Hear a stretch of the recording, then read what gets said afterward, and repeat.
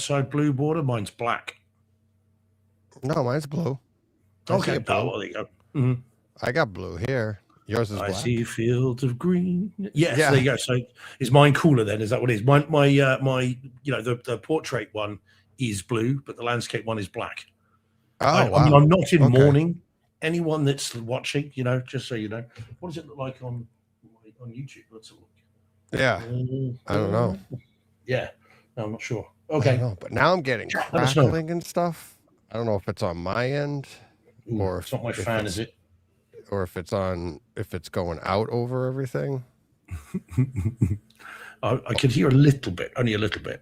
Oh, wow. Anyway, hi guys, hi everyone. We are live. We're here. We're there. I think we're live because mine's really acting up on this side. Okay. Everybody, they're saying that we're here. We're live. Paul's responding. Yeah. Wow. On time. Yeah. Steve at in the chat. Wow. On time start. But Steve Att's been giving me grief this afternoon, Deej, about HD DVDs. He's still collecting them. He is? He is still collecting HD DVDs. And I think, was it 5, Steve, you had arrived today, buddy? You put a picture up. I think 5 from that turned up. So, yeah, wow. 300. Firewall. Who remembers that Harrison Ford movie? Firewall? I remember that one. Yeah, Firewall. Yeah, man. And, he had a few things arrive. So, very, very good. Very, very good. So, yeah, man. Plus some, 4K discs as well. So good man. And he's still collecting them and using you as his justification, Deej, because he says if Deej should keep hold of his laser discs, I can keep hold of my HD DVDs. Well, you can keep them, but to keep collecting them, that's another story. Mm-hmm. That's that's like a completely other story. Like if you're, there's something going on here. Yeah, your mic, it is a bit crackly, Deej. Is it? Yeah, a little bit. All right. Let me back out and I'll come back in. Look at that. We start on time and I mean, what happens when we show winning? We're here. All right. I'll back out and I'll come back in. Let me see. Yeah, no worries. Okay, so guys, as I think Paul F was saying, in the chat. So this is kind of the pre audio only version that we're going to do from now on. So if anyone in the chat has got any questions, anything you want to ask, anything you want us to cover that we can, then now is the time. Speak now or forever hold your pieces, as the saying goes. So feel free. I mean, I see a mention of Speed Racer in the chat. Yeah, it like I said a few weeks ago, guys, that's not for me. I just can't bring myself to buy it and try and watch it again. It would be like the 5th time, and I couldn't get through it before. I can't think of any reason why I would this time either. It is not going to work, not for me. But I get and I accept that it's apparently an amazing transfer and an amazing kind of audio mix. But we've got enough of those, some of which we're going to be talking about tonight. So there's plenty out there. So I will not be talking about Speed Racer, but perhaps DJ will. Who can say? We'll see. We will see. As Steve was saying, collecting would be overkill. I'm willing to acquire any HD DVD that's not in a better format. Yeah, true. There were some. And there were a number of special features on some of the old HD DVD discs. 300 in particular, I think, you could watch the whole movie with just the blue screen, and then you could watch it as a finished movie, which is quite a cool experience. I think we did eventually get that on Blu-ray, but it took a long time, and that didn't make it onto the 4K disc from what I remember either. So, these things happen. John Mentor saying, I just hate the number 5. Well, I don't like to say. But yeah, so if anyone's got anything you want to cover, anything you want to talk about, Captain AC3, Spider Noir, wait and see. We're going to be talking about that fairly soon. We are going to go through Spider Noir and a few others, some kind of newer horror, some older horror as well, and some stuff that we've both seen this week. So yeah, plenty to talk about. Paul, that I hear that, mate. So Paul's saying I have another suggestion. You and Deej tease one movie to do that you'll do the following week, so we can watch it and ready. Just a thought. We've talked about that before, Paul. All right, this is something that that DJ and I talked about not long after I joined the show. And the problem with doing that is we like to tease stuff that we're going to watch and hope that we can. But the worry has always been that it then becomes homework. we like to watch what we're in the mood to watch and then get really excited about talking about it. Whereas if we then say, oh, everyone's going to watch this for next week, it then becomes a chore rather than all kinds of fun, which is what we want to be about. But yeah, we've been teasing the last few weeks, little things for the next week, stuff we've already seen, that kind of thing. And I can tell you now, there is one big one that we've both seen that we'll be talking about next week, which we'll tease again at the end of this. So yeah, should be good. But that's the reason why we don't do that, buddy, because we don't want to let people down and say we'll do it and then not do it. So there we go. But there we go. Oh, hello. We've got to go out and say hello from Bristol in the UK. Hello there. There's someone here. Oh, yeah. There we just go. down the road from where I am right now. So, yeah. Hello from Bristol, indeed. I am back. Hey, Deej. Okay, buddy? With a vengeance. With a vengeance. It's like Die Hard 3 all over again. Oh, yeah. A rip-roaring rampage of revenge, if we're talking about Yeah. I had to reboot the Roadcaster. Thing was just it was bad, all crackly in my ear and everything. I'm like, yeah. So John Mansour is just saying that. So I'm just skimming through the chat, Deej. John Mansour says, what do you all think of the horror trouncing Mando at box office? So that's Obsession, which is still going strong at the box office, still climbing week on week. It's not reducing, it's getting more popular. And then Mando, unfortunately, is a bit of a dud, I'm sorry to say. Which seems a bit unfair. I think the knives might have been out for it a little bit, because it's not a bad movie. I mean, I get it might not be everybody's cup of tea. I understand that, but it's not a bad film. But people seem to be kind of targeting it a little bit. Although, I mean, talking about movies that had some hype and that are not landing, Masters of the Universe was all guns blazing a couple of weeks ago, and yet apparently they're saying that it's tracking for a very, very soft opening this weekend, which is a shame, man. I was really looking forward to seeing that. Yeah, but they're already saying it's. I am too, but that's 2 tickets. Well, that's right. So how many more do we need to buy to make it profitable? Yeah, we're our maths geniuses when we need them. Yeah, exactly. The Mandalorian thing, that actually doesn't surprise me. It's it was a TV show, and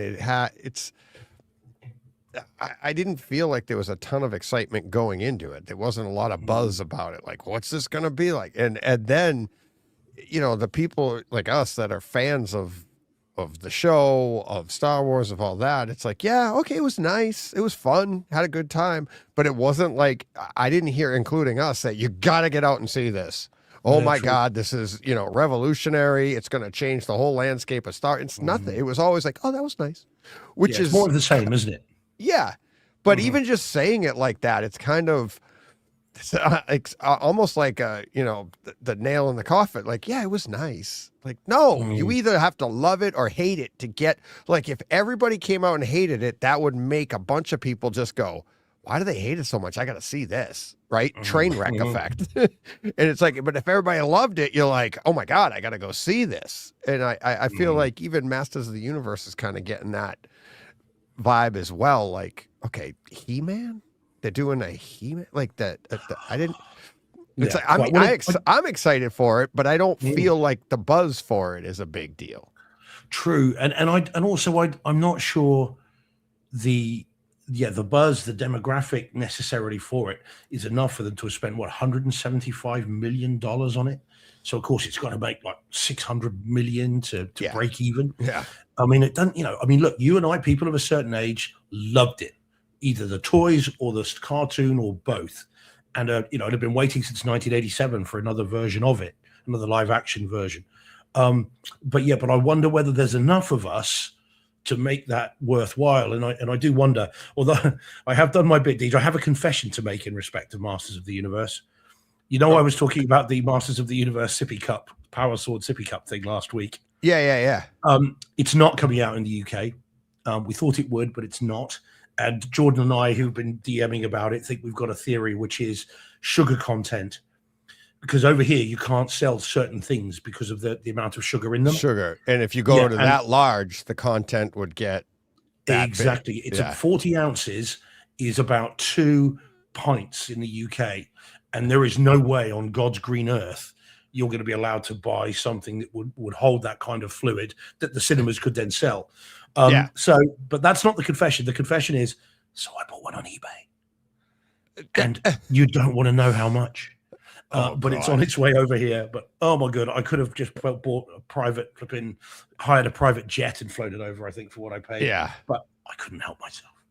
Yeah, I got that. If you look right here, right above, which way? My finger right here on the speaker. Mhm. That's a Mandalorian bucket from the Mandalorian. Oh, you did get one. Grogu. Nice. Yeah. Mhm. It's like Mm. I went and saw it, and Larissa and the girls had gone and seen what's the Hugh Jackman one with the sheep?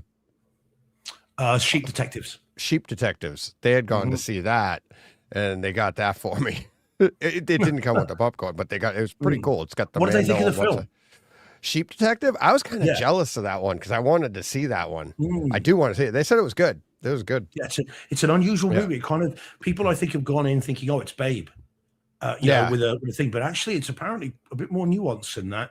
You know, Yeah, there they is said it was death in good. it. People, Yeah, know, it was purchased the sad. farm, It was forgive the sad, expression. and yeah. Mm. I saw when I saw the trailer for that one.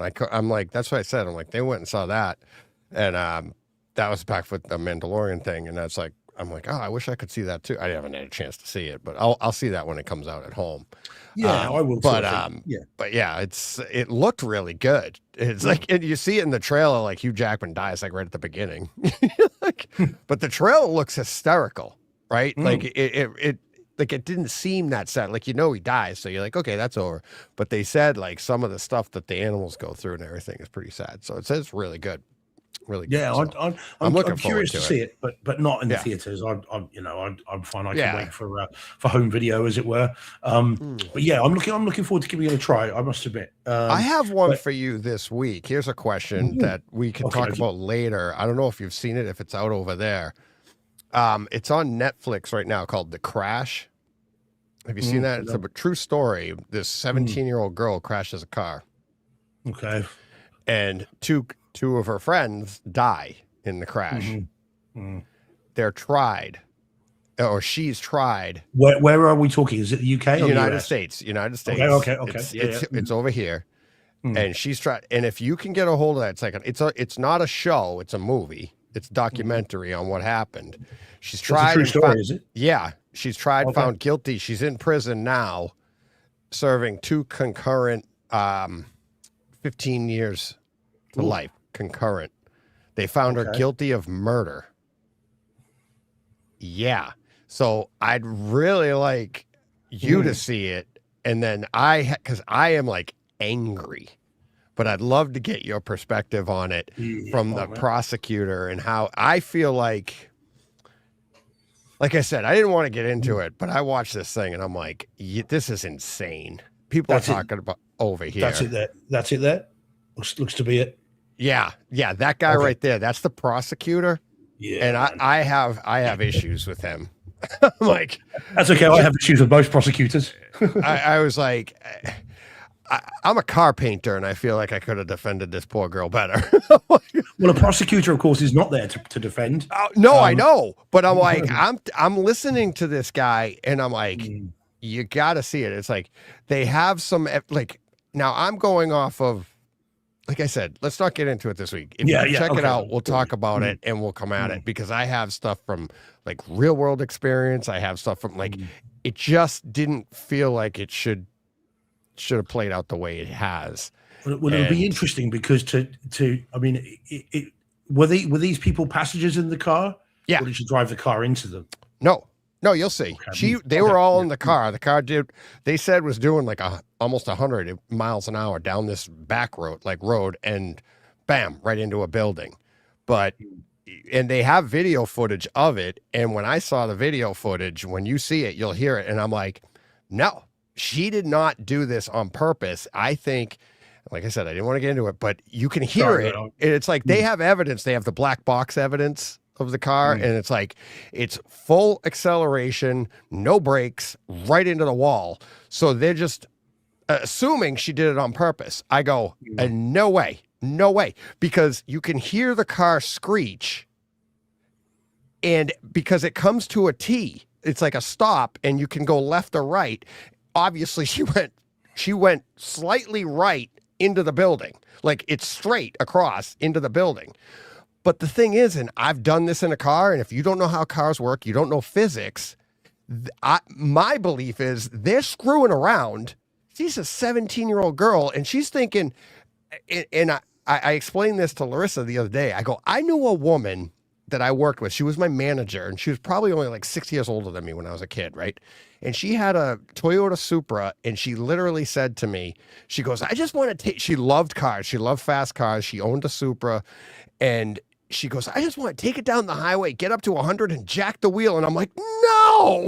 I'm like, what do you think is going to happen? She goes, I just wanted to see what would happen. I go, it'll keep going forward and then it'll rock. Yeah. I go, you would hope it would keep going forward. And if it catches, you're going to flip it. Yeah. Right. Yeah, But that's the thing is people don't understand. And that's what I'm thinking. This 17-year-old girl just got her license, has no idea that when you're doing 100 and you turn the wheel, the car isn't going to turn.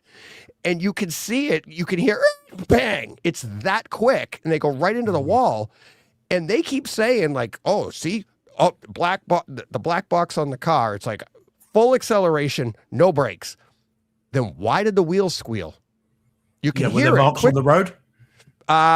Briefly, like no skid mark, just little whoop, like because you can see her try to get the turn, and she just goes right into this building on the other side of the intersection. And the lawyer in me, Deej, has so many questions. But here's the thing: when you watch this, and like I said, I'd love to get your feedback on it. When you watch this, it's like over here, it's like innocent until proven guilty, blah, blah, blah. And you have to prove that she did. The evidence that they use, that the prosecutor is using, is not even circumstantial. It's like BS. The evidence that he's using to build his case against her has nothing to do with the case. And there's nothing there. Like, how do you get to it? How do you get to murder? You know what I mean? It's like, okay, vehicular homicide, reckless endangerment, all of that. Absolutely. I mean, I'm not saying she's innocent, but how do you get to murder when she's in the car? Yeah, well, quite. You see, it would be, I mean, obviously, again, we'll talk about it when I've seen it, but the lawyer in me says immediately depends on the definition of murder. You have different degrees of murder. We don't have that in the UK. Yeah. So we have murder, you have manslaughter. There is causing death by dangerous driving and death by careless driving. But just the only way I think you get charged with murder in the UK for a vehicular thing would be driving into someone. And funny enough, we had that happen a couple of years back with a football parade. There were a lot of people here, and just this madman just drove a car through these people, and he was convicted of murder. But if you're in the car yourself, in the UK, the prosecution have to prove when it comes to murder that there was an intention to kill or cause grievous bodily harm. Yeah. And that's quite difficult to do if the car isn't going to then back that up. They'd be much more likely to go with death by dangerous driving on something like that. But I will watch that. These, you have whetted my appetite. Yeah. I will be seeing that this week. And I know a few other people I should watch it with as well. It does. To me, it's like, and like I said, I'll talk to you about the prosecutor after you've seen it and what I think is pretty egregious about that. It's DAs and stuff that require being have to be voted in and all that kind of stuff is such an alien concept to me. I just don't get that part at all. of it. That is like he always seems to be. Yeah, and there's other stuff behind the scenes that you're just like, I don't know. I don't like it. Okay. I mean, the girl's like, when you see it, it's like she's not innocent, but she's no murder. Well, there are degrees of culpability. Again, criminal lawyer being me, you're not necessarily guilty of everything just because you're guilty of something. Right. And so, right. Okay. No, you've whetted my appetite, Deej. Yeah. That might be one I get those at the firm to watch as well. We did one a few years ago. This is where theatre's quite fun. We had it in the old office, the old building that we had, there was a basement. And we had I did a screening. I borrowed the boss's projector, it was a little portable projector, and we put a screening on for the firm of an American case. Oh, what was it called? Peter Jackson had some, and Fran Walsh had some dealings with it. It was a miscarriage of justice case in the US. And we all watched that one night with popcorn and kind of watched this documentary because it was just unbelievable. And then we're talking till the early hours about it. So this might be one of those. So I might have to get them to give that a go, and then we can talk about it. We'll get them all on the show next week. We'll do it. Legal Takeover Tuesday. Yeah, exactly. It's definitely interesting. That's for sure. It's Yeah. like Oh man. Oh right. That was it. conversation piece, not Sold. home theater wise, but it's definitely Mm. Oh man, that's it. Done. something. All right. Well, we can So- fit in an episode between now and then if we have to. Yeah. There we go. But yeah, oh, I should just so everyone else knows, of course, DG, you know, just in case people are wondering, I've got another cold. I'm sorry to say. Oh yeah. So just please forgive me, everybody in the chat, everyone listening, be it live now or on on audio only. There will be coughing, there will be spluttering. Do bear with me. I will try to hit mute, but I will fail sometimes. So apologies for that. There will be coughing. Yeah, and there will be snoring probably as well because I've barely slept for 3 days. But there we go. Yep. Okay, but there we go. All right. So let's did we have start the show then? What Yeah, was the let's do this. question? Did we have any questions? I've got another slight confession that might lead into a kind of question, Deej, if you like. We could do that Oh. before the show. It's quite fun. Okay, Midway. Remember that film, Deej? Yeah. Okay, so Midway has What got us to today. It did, absolutely, it did. Has the ignominy or ignominious title of being the only film in now nearly 10 years of the current iteration of Cinema George, the only film in nearly 10 years that was so egregious and so terrible, in my view, that I couldn't even have it in my collection. And I had to banish it to Yeah. the attic, as is well Is there known, another right? one now? Have we added Yes. to it? Yes, this week we have a number 2. And that Number actually 2. describes it in more We ways know than that one. story. Yeah. Ooh, yeah. Number two. Number 2.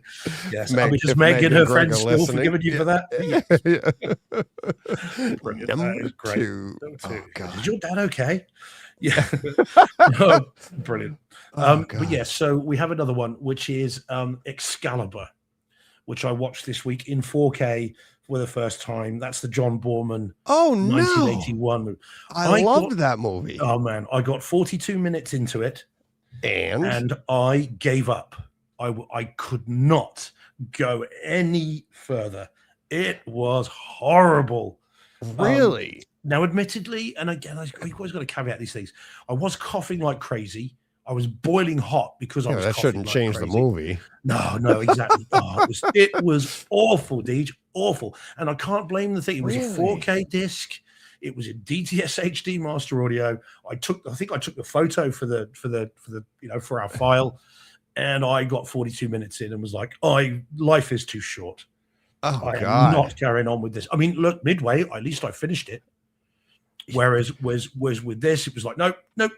But had you seen it before? No, No, you'd never seen Excalibur? I saw that in the 80s. it was 81. It came out, and Yeah, and I a know. friend And of I mine saw said it to in me the other mid day- 80s, but I rented it at some point. Because 81, I was 11. What's the rating on that? Oh, Was it R? yeah, it was bound to be because there are lady parts aplenty on I think display. that's why I So I'm sure liked it must have been.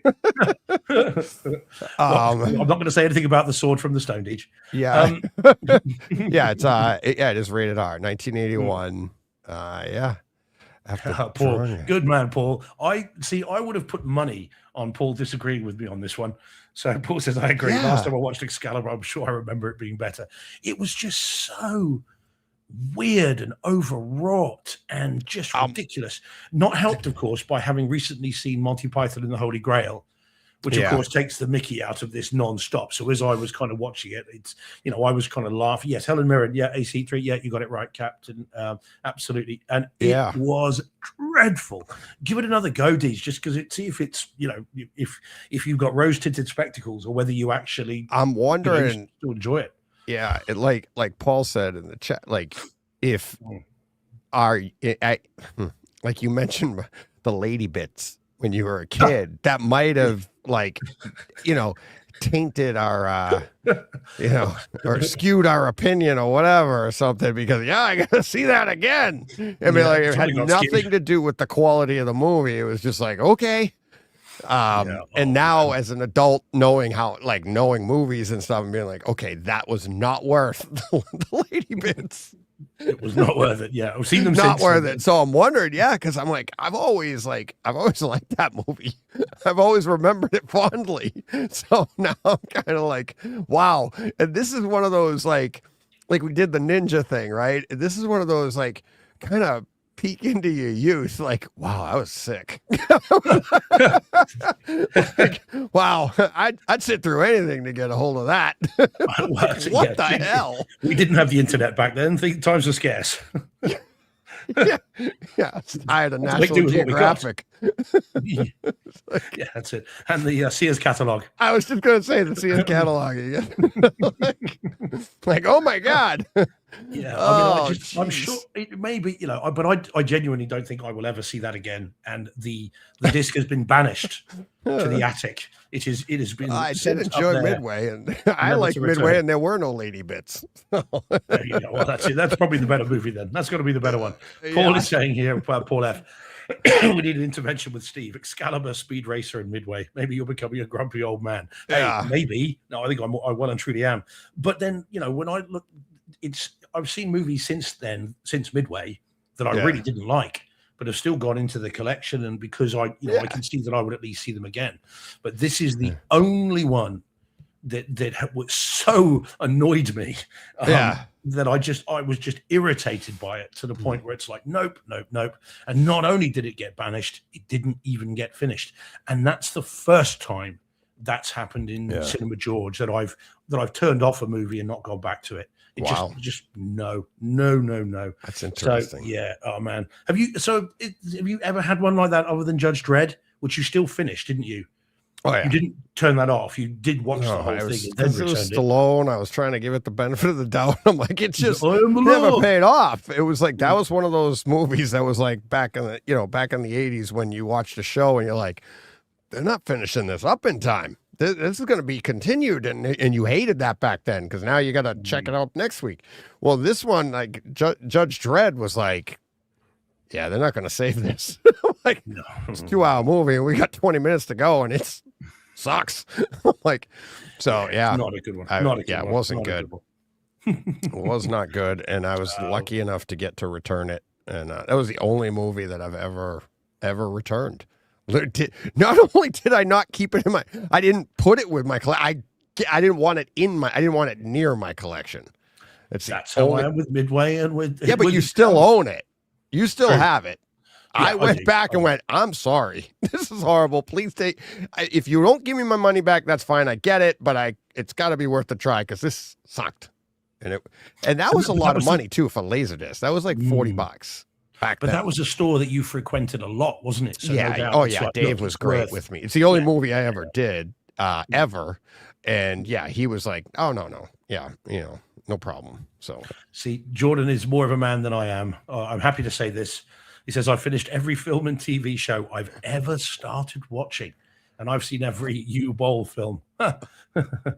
He famously makes very poor movies.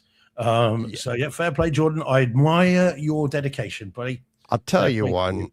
I'll tell you one here that it's good, great movie, iconic movie.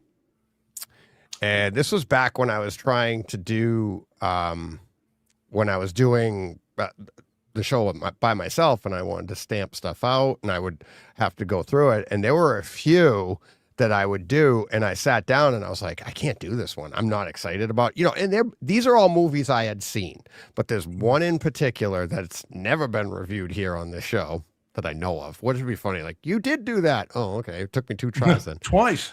Yeah. No, I'm pretty sure I never went back to this and did it. I do like the movie. I've watched the movie, but I I guess couldn't what it stamp is? it out. Can I guess what It had dropped, I think it dropped in 4K. Pretty sure I had it. I did it on Kaleidoscape too. So it might have been early on. Let me see here. But it was one I tried to do, and nope, not on Kaleidoscape because I don't own it on Kaleidoscape. So I bought it. It was 4K, blah blah blah, all this, and wanted to see it, and nope, I just couldn't get into it. What was? Go on then. Speed. I liked the movie. And this is kind of a peek behind the curtain on like what it takes to do those reviews where you sit down and you stamp it out and you do that. Like you have to be like me anyways, right? It's like Shane's doing it now. Shane does a great job. He's kind of taken that over, not taking it over, but he does his version of it, but he doesn't stamp the whole thing out like I did, but he does timestamps and he's like, tells you what to look for, which is awesome. But to do it the way I was doing it, where I was looking for nuances, I was looking for like anything that like really jumped out at you. Remember boxes of popcorn, all that. You have to be really enthused about that. Otherwise, you're just going to sit there and like, you know me, and it's like I can't talk and be like, so I watched Speed this week. It was really good, really good. So, and then let's get to that first scene, and like people would just like that's like listening to Dolby, paint dry and Dolby Digital. Yeah. Right. So I have to be really excited. Otherwise, I can't do it. And I'm watching this and I'm like, I thought the grain wasn't very good. I didn't like the picture. I was just like, I like the movie. It's iconic, but I'm not like, I couldn't get into it to review it at that level. So I stopped it and I had to find something else. And I was like, oh no, because I was all excited to do it. And then I got into it and I'm like, no, yeah. So it's a hell of a film. Kind of like that. Yeah, it's a great film. But I could probably do it now with you. Like you and I sit here and be like, we go back and forth with it. But to actually sit and break those down, you need to, you got to be really excited to do it. Oh, yeah. You've got to want to do it. Okay, so Captain AC3 says something which I am genuinely surprised about. Who says, Gareth Edwards' Godzilla. Sorry, not for me. That's the 2014 Godzilla, I'm assuming, Captain. I'm surprised at that, buddy. That film is awesome. And I mean, whatever else you think of the movie, the home theater experience in the 4K and Atmos disc is a room rearranger. It's an absolute beast. If you'll forgive the expression. that movie is incredible. So fair play. I mean, I get it, but I'm surprised. That's great. What did you think of Godzilla -1, Captain? Did you enjoy that? Because if you did, I'm surprised that 2014 wouldn't be for you. Mike Biantonosi says the first Suicide Squad with Will Smith walked out 20 minutes in. Cool. Oh wow. Yeah, I mean, I had fun with that. I like that. Sure. Yeah, I've got a disc. Yeah, I really like that. I mean, I'd like to see the director's cut, and of course they keep talking about David Ayer doing his Snyder cut or Schneider cut. Schneider cut. I'm all healed up, by the way. Everything's good. Good news. No stitches or glue required. And if anyone's wondering, the red on DJ's hand is paint, not blood. Oh, yeah. If you see that go by, that's just paint from work. But I would like to see David Ayer's version of that. And at one point, until really very recently, he was constantly tweeting about it. He was retweeting it, tweeting it. And I thought it was building momentum, but that all seems to have gone. I mean, I don't think he's actually on Twitter anymore, but it all just seems to have kind of faded, which is a shame because I would have liked to have seen that. I didn't hate Suicide Squad. I preferred James Gunn's version of it, but I didn't hate it. I thought it was right. There was some fun stuff in that movie.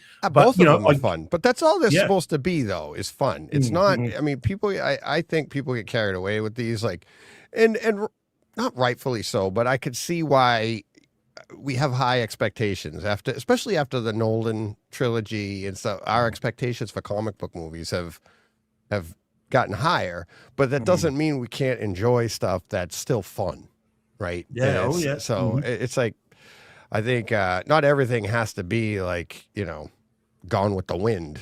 It's like, or Casablanca or something. Yeah. That's a very apt thing to refer to, Deej. What's that? What's on screen? What's on our screen? Casablanca. I think we're going to be revisiting kind of 40s noir, aren't we? Oh, yeah. Yep, absolutely. Yep, that's show title coming up. We haven't even gotten to the show yet, have we? No, let's kick the tires like the fires, indeed. Let's do this. All right. Let me find the media here that I got. Yeah, see, this went so much better now.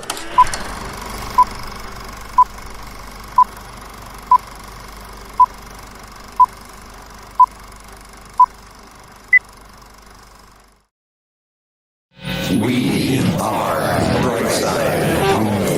Dear.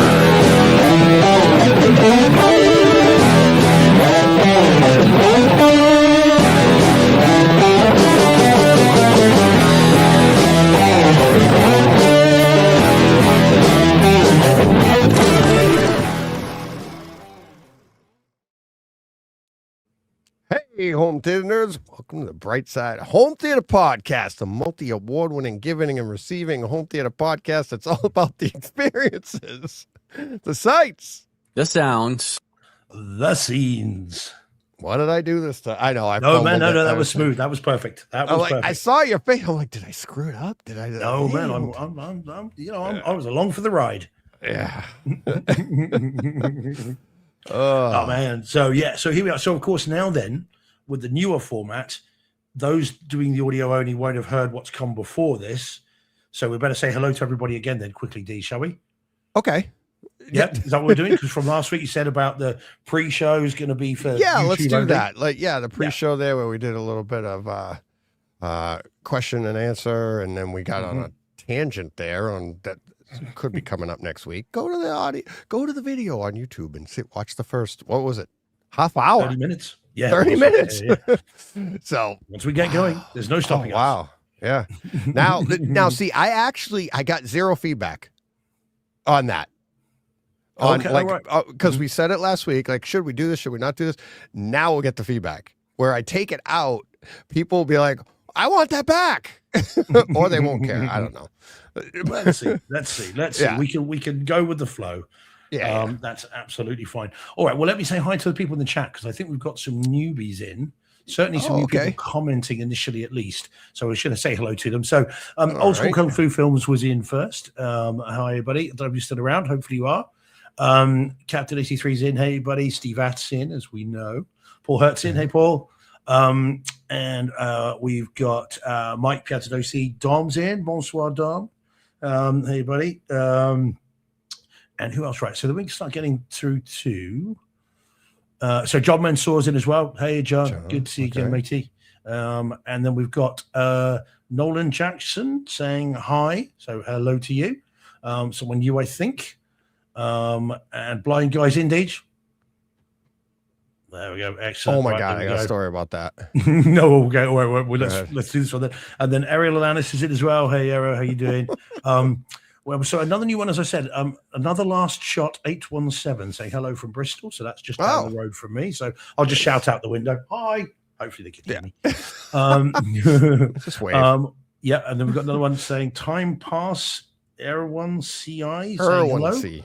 Yes, hello. So hello to you as well. Hello. Is this thing on? Hello. With a question. Goodbye. Yeah. I don't know. And then a slightly cryptic Sigan Bezabranzi until we meet again. We just started. Can't get away that easily. Yeah. Did he say that at the end, like we were saying bye, like it was the end of the show? Yeah, maybe like when we were actually starting the show. Is that how long ago did he say that? Yeah, maybe. Yeah, that's quite a while back. Yeah, and then we've got Figure It Out 4526 says Denmark is watching. Okay, well that's slightly creepy. All right, hi Denmark. All right, okay. We'll be on our best behavior. We will do our best. That's it. Absolutely. We don't want to cause an international incident. No more than we normally do. Yeah. Fred's in as well. Hey, Fred. Yeah. Fred's hey, Fred. In. There we go. All good. And then did I see some? Oh, and Elihu Diaz is in as well. Hey, buddy. Buenas tardes. So he's in. And then, and then plenty of others. The chat's rocking, Deej.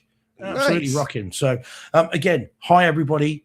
If you're in for the first time, as a number of people have or seem to be, then just say hi. Always nice to find out where we're going from. And if you're a penguin in the Antarctic, we really want to hear from you. We're anxious to tick that off our little list. So let us know. Yeah, absolutely. I was trying to we'll send you a bucket of fish. Oh. Right side on with the Mandalorian bucket. There you go. Right over there. Right full of fish. Right there, right above my finger. Mandalorian. They did have them on sale in the theater that I saw it in, and I nearly bought one, but I've bought a number of them recently, and I thought, when I moved out of my house, oh my God, I had so many buckets, so many cups, and I was like, I can't keep all. What am I going to do with this? And now when I buy them, that's all I picture is like how much crap I had to move. I did save some, but they're in boxes now, and it's like, oh, okay. So, yeah. I'm surprised you didn't pick up the Maverick helmet. That I am surprised you didn't get, knowing your love. I don't have a lot of spare change right now. No, for that stuff. So, yeah. Alrighty. But there we go. So all All good, right. all good, all good. All right. Are we going to jump straight in then? Or Are we jumping straight in, or did you have a question, or did we already go over that? I I didn't know if it was. That was this week was the confession about Excalibur. So Right. I thought I had to admit it Okay. in my in a safe space. Yeah, and then we had our conversation for probably next week. We'll pick that up what we talked about earlier, so maybe we'll get to that next week. Yes, But indeed. all right, you want to get right to it then? We'll get Because there's quite a bit to talk about with this one, I think. all right with this one. All right, Oh yeah. all right, here we go. Okay then. Right. Well, I'll intro this one. Shall I, Deej? This Sure. one? Yeah. Okay. So this is Spider Noir. Spider Noir. Actually, you never hear that, which is, I think, No. rather disappointing. Yeah. So this is the new Amazon Prime series just dropped, Spider Noir, which of course is based on the character we saw in Into and Across the Spider-Verse, and with Nicolas Cage. And this is an 8-episode mini series, Mhm. which there's no getting away from it. It's in the title. I mean, it's homaging the noir movies of the 40s. Yeah. And although you can choose with this whether you want to watch it in black and white or in color, Yeah. which is a very cool feature actually. And honestly, I think it's one of those things that might attract more people to streaming actually, because this is quite a fun little thing that I don't think a lot of people would do on disc, because you don't often get. I mean, you certainly get noir versions of movies, don't you? We had Mad Max Chrome, didn't we? The Chrome edition. Yeah. We had Logan. black Logan. and That's white. my favorite one. Yeah. Yeah. So, but they were on separate discs if you buy them Mhm. physically. So you couldn't switch between them easily. Whereas Yeah. with this, you can do it with one push of a button. You know, you could just flip between them. Yeah. And I did quite often. Yeah. So story, Ben Reilly, not Peter Parker, which Yeah. is a contractual thing. There's been lots of talk about that this week. So Ben Reilly is a detective. Now, I don't know when this is set, Deej. I don't know if you could help me with when this is set. What do you mean Because- when? Well, I would have thought it was in the 40s, but Mm-mm. it can't be No, the Depression. because well, that's the thing though, but they're talking about what I took to be the Second World War, and they No, say it's it the ended first. 15 years ago. Oh, it's World I thought War it was One. I thought they were talking yet about they're the not. First World But War. they talk about the Nazis. It's so okay. So it is odd. It's a bit Maybe. weird. I mean, I was thinking it was the 40s. I take it that it could be the 30s because they do talk about times being tight and these kind Yeah, of these Depression Hooverville era and things like that. and Yeah. there Absolutely. was one particular scene that's not really a spoiler, but I thought it was really well done. It's literally, if you haven't seen this yet and you see it, you'll see it and be like, oh yeah, DJ's right. That's interesting. Or maybe you won't think it's interesting, but I did, because it's supposed to be during the Depression era, and a character makes a ketchup sandwich, which literally came from the Depression era. It was like you take bread, ketchup, and it's like I remember hearing that from I don't know if it was my grandmother or my mother or something. It was like we were just happy, and that when I saw that, I was like, only in this would it, not only in this, but in a show that or a movie that took place during the Depression, would that even make sense? Right? Like who does that? And it made sense, and it set the time. To me, that set the time period. It helped set it then anyways. which it did, and there's also mention of Hooverville, which of course were these pop-up shanty towns where people lived as well, which again I think was something during the Depression, because there's mention of that in Cinderella Man, which I watched not that long ago. Having said that, they're talking about Nazis. Now, there were no Nazis in the First World War. They were Germans, but there were no Nazis. So that could just be an oversight. It could, Yeah, and it's it also weird. could be it's an alternate timeline too. So Well, it doesn't have to be 100% accurate, and it could be like, oh, in this timeline. I mean, we already have. It's not Peter Parker, but it's a spider, and so it's like there's little differences, but it for my mindset, the more important thing to me was the Depression era, which is like the 20s, which would still that would make sense. Did I just do that? No. Sorry, I did. Just blind guy just said he asked his he asked his Echo device. And she said that In the Spider 30s, yeah. takes So place yeah, in the 30s. Okay, well it's Echo. It must be right. Oh, see, that's it, 32. So yeah, okay. Well, that makes more sense. But still, then why are they talking about the Nazis? The other thing was, by the way, as well, which doesn't quite make sense, is famously the Nazis were doing experiments on people. They were using real human guinea pigs and POWs. Well, and that's part of Captain America too. That's part of the Captain America story. Winter Soldier came from, and all the, and Red Skull and all of that came from the Nazis and their search for. That's Indiana Jones. That's their, they're searching for, Ark of the Covenant. They're anything to get a leg up on everybody else. But they weren't doing that during the First World War.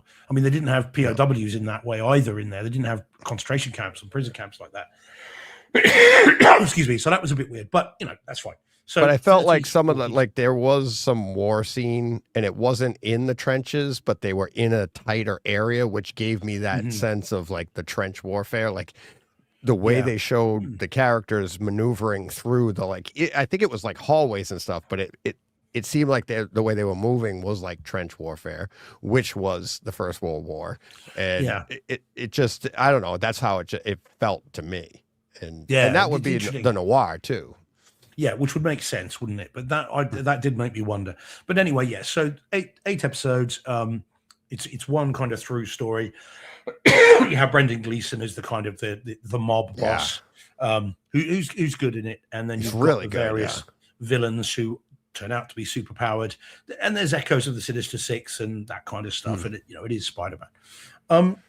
So now I've finished it. I know you're 6 episodes deep. Yeah. Now it's interesting. I think I saw who was it earlier in the chat? So Elahuvia says Spider Boar. Now so the thing is this: most people that I've kind of spoken to and that I've seen on Twitter, not that that's a representative sample of anything. It is that. That it's really good, and a lot of people are getting very, very excited about this and saying it's great. I did begin to find the longer it went on, the less interested in it I became. And by the end of it, the last 2 for me were kind of homework. It was completionist. Well, I've come this far, I'll finish it off. And so much so, and I mean, confession time again, I did watch the last 2 episodes in the front room rather than in the cinema room. Yeah, I mean, all right, that's still Dolby Vision, and fine, but it was in the front room. It wasn't in the theater room. It wasn't on the glasses. I literally just popped it on in the front room and just kind for of the story. Quite just to finish it off, really. It's not a bust. There are some bits of it I really like. Cage is great in it, and when he's going off the one, and the little ticks and the little things he's doing are fun. And when he's doing his impressions of Jimmy Cagney and and Humphrey Bogart and stuff like that is fun. And so there is some fun to be had, definitely. Yeah, he has some times where it's like we're gonna get you, see, exactly. But it's not like so on the nose like that. It's like it's more subtle, but it has that feel. But at the same time, it almost doesn't it feel like nobody else could play this character except Nicolas Cage, because I feel like this is how he talks in National Treasure. Right, like it's still like it's like his voice. It's the way he like his acting. The way he acts, the way his demeanor is. It just fits perfect. So it almost doesn't. That's what makes that stuff feel so subtle. Because, what's the one? Where he acts like kind of crazy? It's a different movie, and when he goes, "No, we're gonna do that," and you're like, it's just so Nicolas Cage, and he does that a little bit in here. And it's but in that Spider Noir look, it's I also think if you look at the picture that's on the screen there, sorry, those that are listening audio only. If you look at the picture from episode 1 that's there, that thing. I mean, he looks like Humphrey Bogart in that picture as well. He actually sort of has the look too, even facially, not just kind of the visual look, as it were. I think he's really good. I mean, some of the action sequences are well staged. There is some fun stuff in it, but I didn't love it, and I'd be lying if I said that I did. And I'm not sure I'd go back to watch it again, even if it came out on physical media. I'm not sure that I'd put myself through it. I'm glad I've seen it, for the reasons I'm going to talk about in a minute, really, but more so than the story. But I'm glad I've seen it, but I don't. It's not a keeper for me. It's not one that I will revisit, and certainly not all 8 episodes. and and the people around me that I've spoken to about haven't been terribly interested in it, which is interesting in and of itself. I would I'd agree with that. I haven't finished it yet, but I don't, and from everything I've heard, I don't anticipate the ending changing my opinion thus far. You know, like all of a sudden I'll be like, oh wow, you were wrong. This is awesome. Because nobody, I feel like everybody that's seen it is kind of it's kind of waned as it's gone on. But that's kind of the genre too. It's just the genre doesn't set itself up maybe for an 8-episode arc or something like that. It's like a quick, mystery would be like, that's what this is meant for. I feel like the stuff that we're going to get to in a minute, I feel is like what really carries this so much. Now, I like what they did. I like the idea. I like venturing out and doing something different with a character like this, especially coming from, taking something out of the Spider-Verse and going in reverse, right? Now, instead of you went from an animated character that's never been seen live, and now you're bringing him to live action. Obviously we did that way back when, going from comic books to the screen, but now taking something from the screen and bringing it live at home, I think is really interesting. So it was fun. It's fun in that way. And it's not a horrible story, but I think the story is exactly what you would expect out of Spider Noir, and the whole idea of that. I mean, remember when we saw that in the movie? And you were like, Spider Noir? You're like, what? And he's the black and white character in the movie, right? And it was like, so that was kind of cool. It's just, it was fun, but it's not something that you're like, oh my God, you got to see it. But the home theater side of it, though, it is something to experience. Yes. And we started to talk about it. We're bringing this, like, I don't know what your opinion was of the black and white versus color and which way you fall on it, what your opinion is. So I can't wait to get into that. I'm interested to see if we share an opinion on that or if we differ. But what did you think? What did you think? Well, let me just ask you straight out. Which did you prefer? Both. You run for different reasons. It's it. All things to all men. Absolutely. I like them both for different reasons. And I could, if I had to watch it again and someone said to me, well, we're only going to watch it in black and white, then I'd be like, oh, okay. Yeah. But if someone said, no, I want to watch it in color, again, I'd be like, okay. As I said, I like them both, and I did flick between the two a lot. And again, that suggests not really being invested in the story too much. But I did flick between them just to kind of see and compare. So when I first started, I started in black and white because, again, and interestingly, Deej, so see if we can interpret what Nicolas Cage meant by this. So he was quite unhappy at the idea of this being done in color. And he was unhappy with that? Yeah. They shot it with black and white in mind. The color why came right down to the end. And then they did a year of reshoots to then make it color. So they shot it with initially with gray, brown, pink, apparently as well. Because that then shows up better in black and white. Exactly. But they did a year of reshoots when the powers that be said, no, we want color as well. Now, Cage said, though, he said something quite cryptic. And in the interview I read, they didn't really follow up on it. And he said, I wasn't very happy with that because my performance was black and white. Mm-hmm. Now, what do we think he means by a performance for black and white? Any idea what that means? I mean, I'm fascinated by that phrase.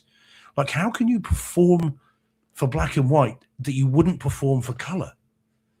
It's fun. You almost like you overact, like because, and that's what I find interesting about black and white versus color. As I've said before, like with Logan and stuff, it's like black and white done well can actually like look better to me because your eyes are looking for more detail. Because you're not so enamored with, look at that pretty red, like whatever your favorite color is, right? Look at the vibrancy in the blues there. Look at the the saturation of the green in his suit. You're not looking at that. You're looking at the light. You're strictly looking at the lighting, right? Now, as an actor, what I would imagine is you're acting like there's no color. They're concentrating on your face.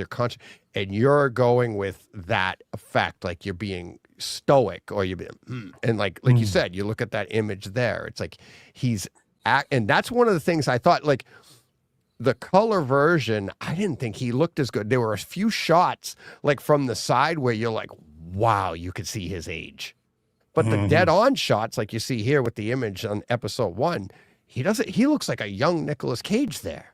It looks, because the lighting, you have to light things the right way for black and white. Otherwise, it's going to look flat, where color is more forgiving. It's like you could see like shading and stuff a little bit different when it's color, because you can distinguish. This is like my shirt. This is green, the blue of that. But in black and white, if you don't light it right, it could blend all together or something like. So you have to.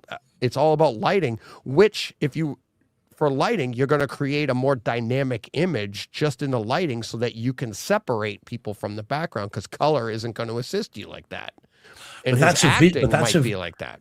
Yeah, but that's a visual distinction, isn't it? Whereas the suggestion, though, is that there is a physicality that changes based on the visual medium they're shooting for, which I find fascinating. I mean, I think I'd love to know more about that.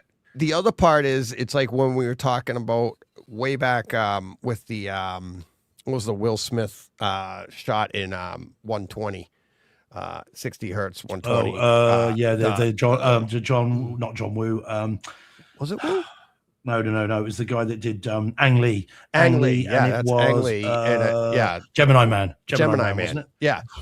And it's where it's such a high frame rate in the detail, and it's like when you over enunciate and you overact and stuff in that high frame rate, it's like it's really evident. You're gonna see, like, you see every little detail and all. You're like, oh my god. And I think when we talked about that, I was talking about the scene from Friends, when Joey was talking with what's his name, and he said you have to over enunciate everything, and he's like petunias and stuff, and you would do that to get your point across, to act it out. Well, if you go in the opposite direction from like high frame rate, you go back down to black and white. I'm wondering if he meant like I'm overacted, like to really show and act and move in a way that is more suited for black and white. Because if you don't, like I was saying before, doing like Speed, it's like, if I just talk like this, it's flat, it's not dynamic, right? So you over enunciate, you act it out so that it becomes more dynamic for the viewer and listener. And if you go to black and white, maybe they move and act differently to give you that feel and get the right, emotion across. So I can totally understand. I don't know how to do it. I'm just interpreting, but I can totally understand what he means by that. Yeah, well, I'm fascinated by it. It was such an interesting comment. It's one of those you kind of want to get the interviewer and shake them and say, ask more. Yeah, I want to know what he meant by that. If I ever bump into him, and he does spend a lot of time in the UK, that is the first question I'd ask him. Just I'm fascinated by that. That's really interesting kind of response. Anyway, sorry. So I started watching in black and white, and I thought the first thing that struck me was, and funny enough, Kevin Smith said this in his review that I listened to yesterday. It felt like Sin City to me.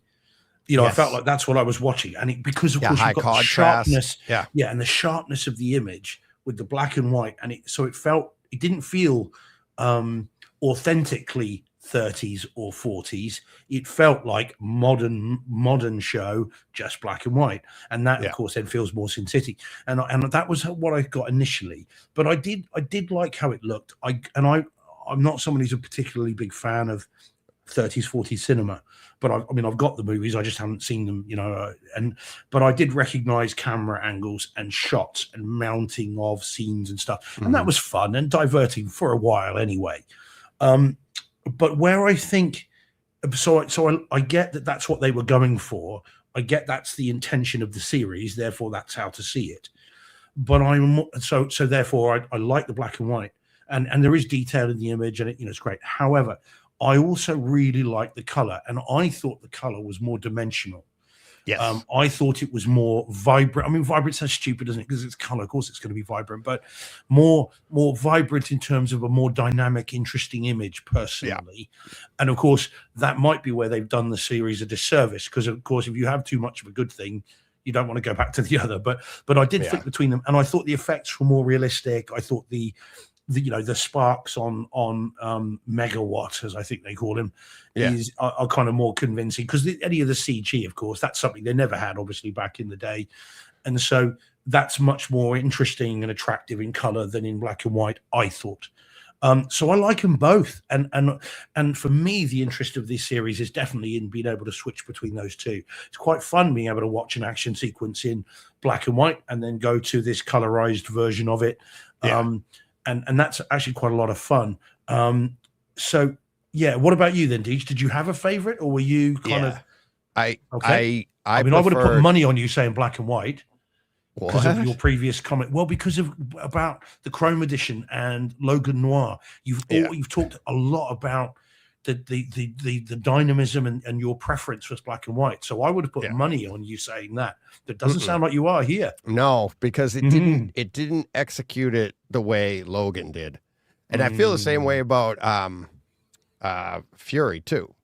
Fury Road. I don't think that executes it the way Logan does. Logan's is like, when you watch that in black and white, it's like there are details that you miss because the color distracts you. And it's like, I really got into that one. And it wasn't hard to do. That's why I enjoyed it. I was like, oh my God, am I seeing what I'm seeing here? But this here, I felt you lose detail when you went to the black. It's nice. Don't get me wrong, because it gives you that feel of Spider Noir. It gives all that. But you lose a lot of detail. And it's like, and it kind of made me think, like, it was weird how it says Spider Noir, watch two ways: authentic black and white and true hue full color, right? I don't think it didn't feel authentic black and white to me. It felt like it wasn't lit as well as Logan was. Logan was like, it was so well lit. It was so well done that when you removed the color of it, it just made it that much. I mean, I think that's the way they wanted to show that in the first place. And I feel like the studio was like, well, we got to put out a color. You know, people would be like, you know what I mean? So it was 100% always supposed to be black and white. It wasn't a gimmick. It wasn't anything else. And the color was afterthought.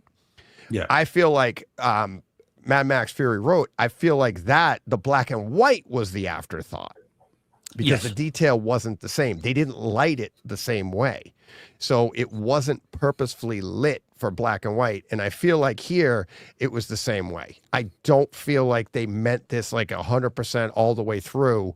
I feel like they wanted to do this in color, and then it was like, okay, we'll also do this in black and white. And then, you know, it's gimmicky, it's this and it is, it's fun. But when you jump back and forth, notice like some of the highlights, the details that you're going to miss. Like even the spotlights in some of the club scenes, right? The hue, the rainbow effect in those spotlights is gone. The spotlight isn't, it's not even as bright. I didn't notice this. I forgot to make note of it, and I'm kind of mad at myself. Was the black and white in Dolby Vision as well? I think it's HDR 10 plus, isn't it? Because the color on mine was in Dolby Vision. It triggered it on the TV, but I couldn't remember when I flipped back and forth. I forgot to check. And I don't know if I'll have to flip. I'll have to I must report back. Well, on the TV I watched it on in the lounge, it was coming up with filmmaker mode. So it had figured that out. That was the Hisense TV. Now in the cinema room, of course, I don't use Dolby Vision anyway, so I don't. Yeah, I never look for that. I'd have to look it up. but I'd yeah. have to look and see if it triggers it, because I get it automatically goes to Dolby Vision, tells me filmmaker, Dolby Vision, blah blah. So and when I went to the color, I would get the Dolby Vision. I just forgot to make note when I went to the black and white. But the other part that I liked about the black and white is I actually felt, and this is going to sound weird, but I felt like it was more, and I think some people said it in the chat too. It was more apropos to the time period.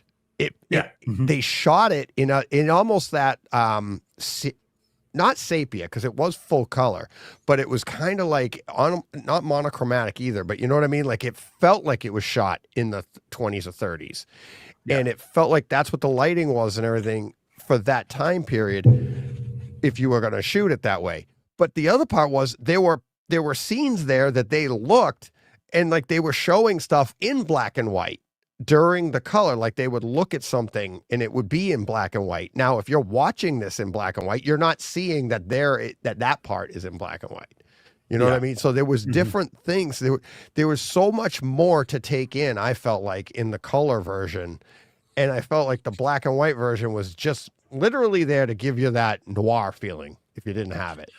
Yeah. I mean, they definitely shot the whole thing black and white. I mean, that was how it was originally put out, because no studio was going to say, oh yeah, do a year of reshoots for no reason.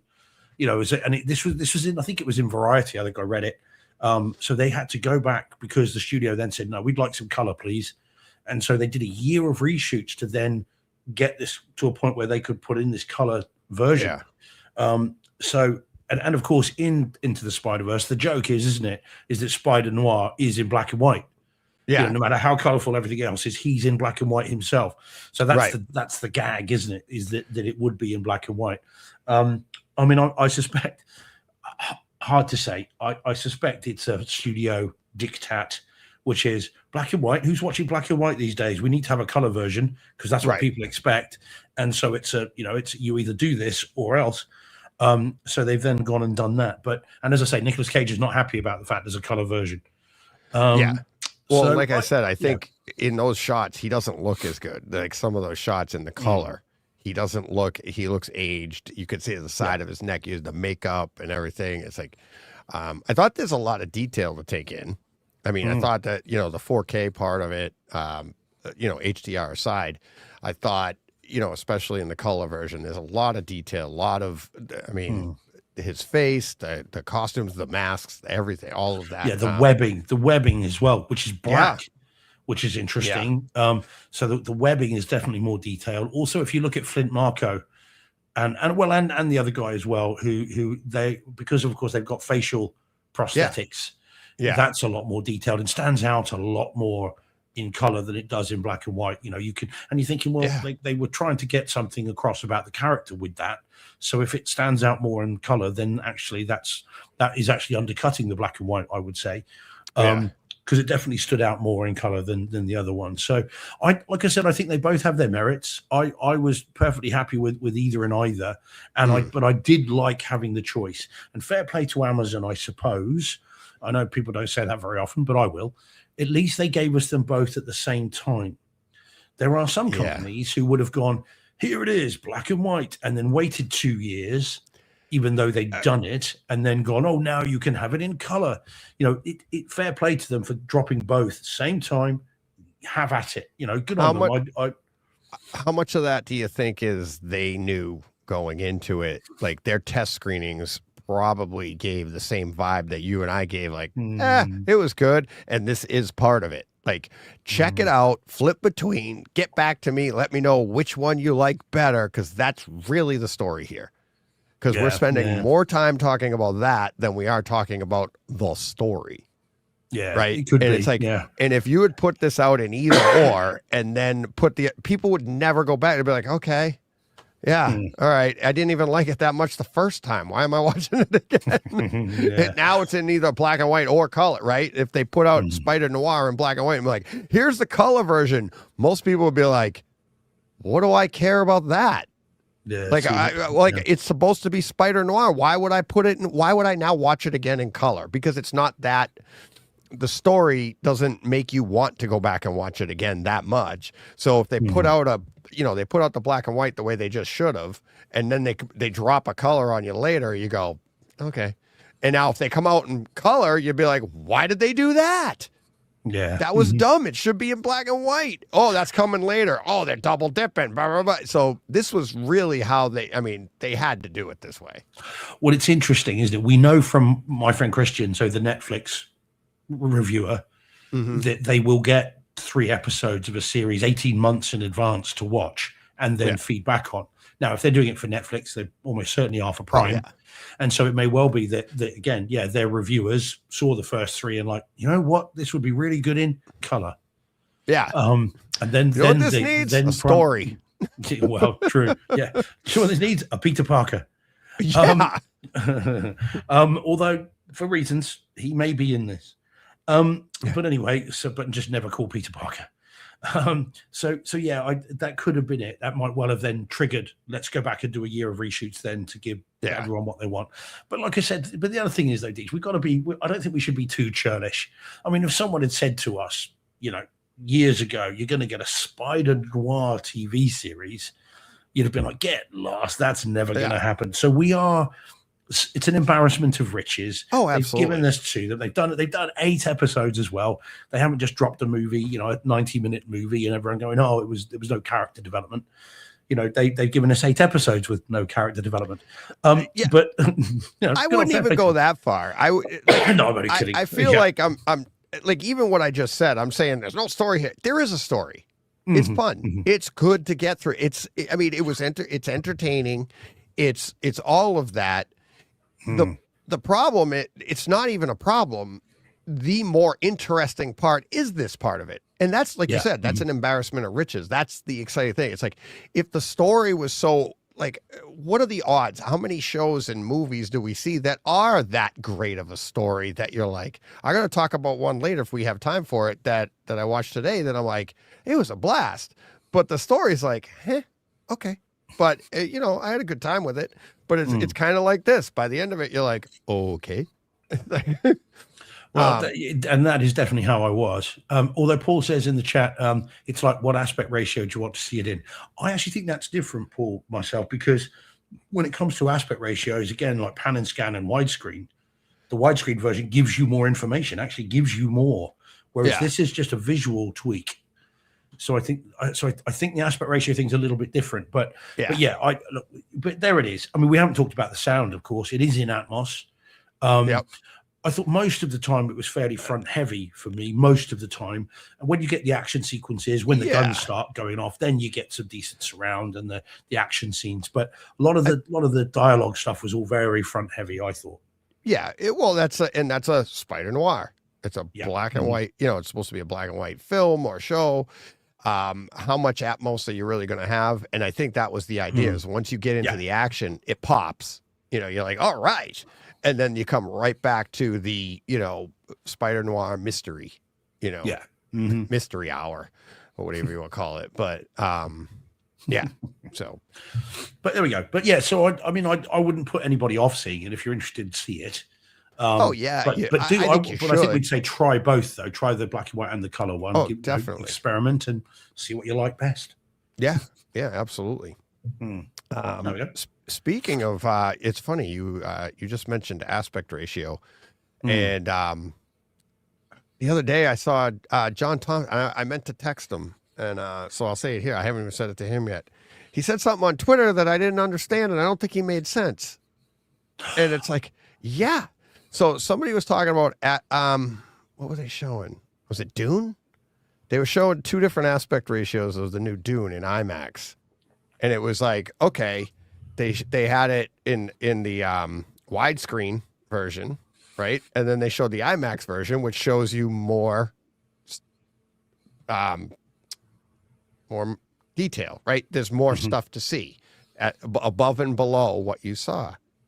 And John had tweeted back at somebody had said something about it, and he was like, "Yeah, they don't know what they're doing here."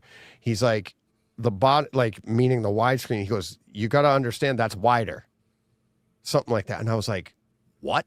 No, it's not wider. It's like this. It's like Still the why frame. Yeah, the frame's it's the like frame, isn't it? the frame is framed, and then it's like IMAX means there's more content above and below. It's not like you go to IMAX and then when you go to widescreen, there's more material to the sides. Yeah. It doesn't work that way. It works in that, like when you go, it's like your width is set. And that's what it is. When you go to IMAX, it goes up from there, up and down. When you go from IMAX to a widescreen, it doesn't retain the height and go wider. That's not how it's framed, not in that aspect, right? And now I'm listening. I'm sure there's listeners or people are going to be like, "Oh no, it can get wider." No. You're framing it here. Your width is framed. It's how high and how low do you want it? Like what material? How much content do you want on that screen? And that's what I thought was weird because everybody always puts these things side by side or above and below. This was above and below, and you could see it. And it's like, no. Only way you go wider is like, I have my room is wider than it is taller, so you're gonna have a wider screen. But when you go wider, you're not getting extra content, right? It's like if you have a 16:9 screen, you don't crop off the sides. I don't think. Do people do that? Do people crop the sides off to fill? You know what I mean? To fill a 16:9 screen? I hope they don't. Yeah, like you zoom in and you bring it up and below and you crop the sides off. Like they literally, that's how they shot HD at the beginning. When HD first came out, they had to shoot at 4:3 and you did get extra material on the sides if you had, but that was back then. That was 20 years ago. And now it's like when they shoot a movie, the width is shot. It's how much, now what are we doing above and below? No. It's Or if you're really unlucky and you are Shane Lee, and you go to see Obsession in a local theater. Yeah, you sent me and that. and they don't realize that the movie is supposed to be in 4:3, Yeah. and they then show the thing in like a postage stamp in the middle of the screen. Then you're really unlucky.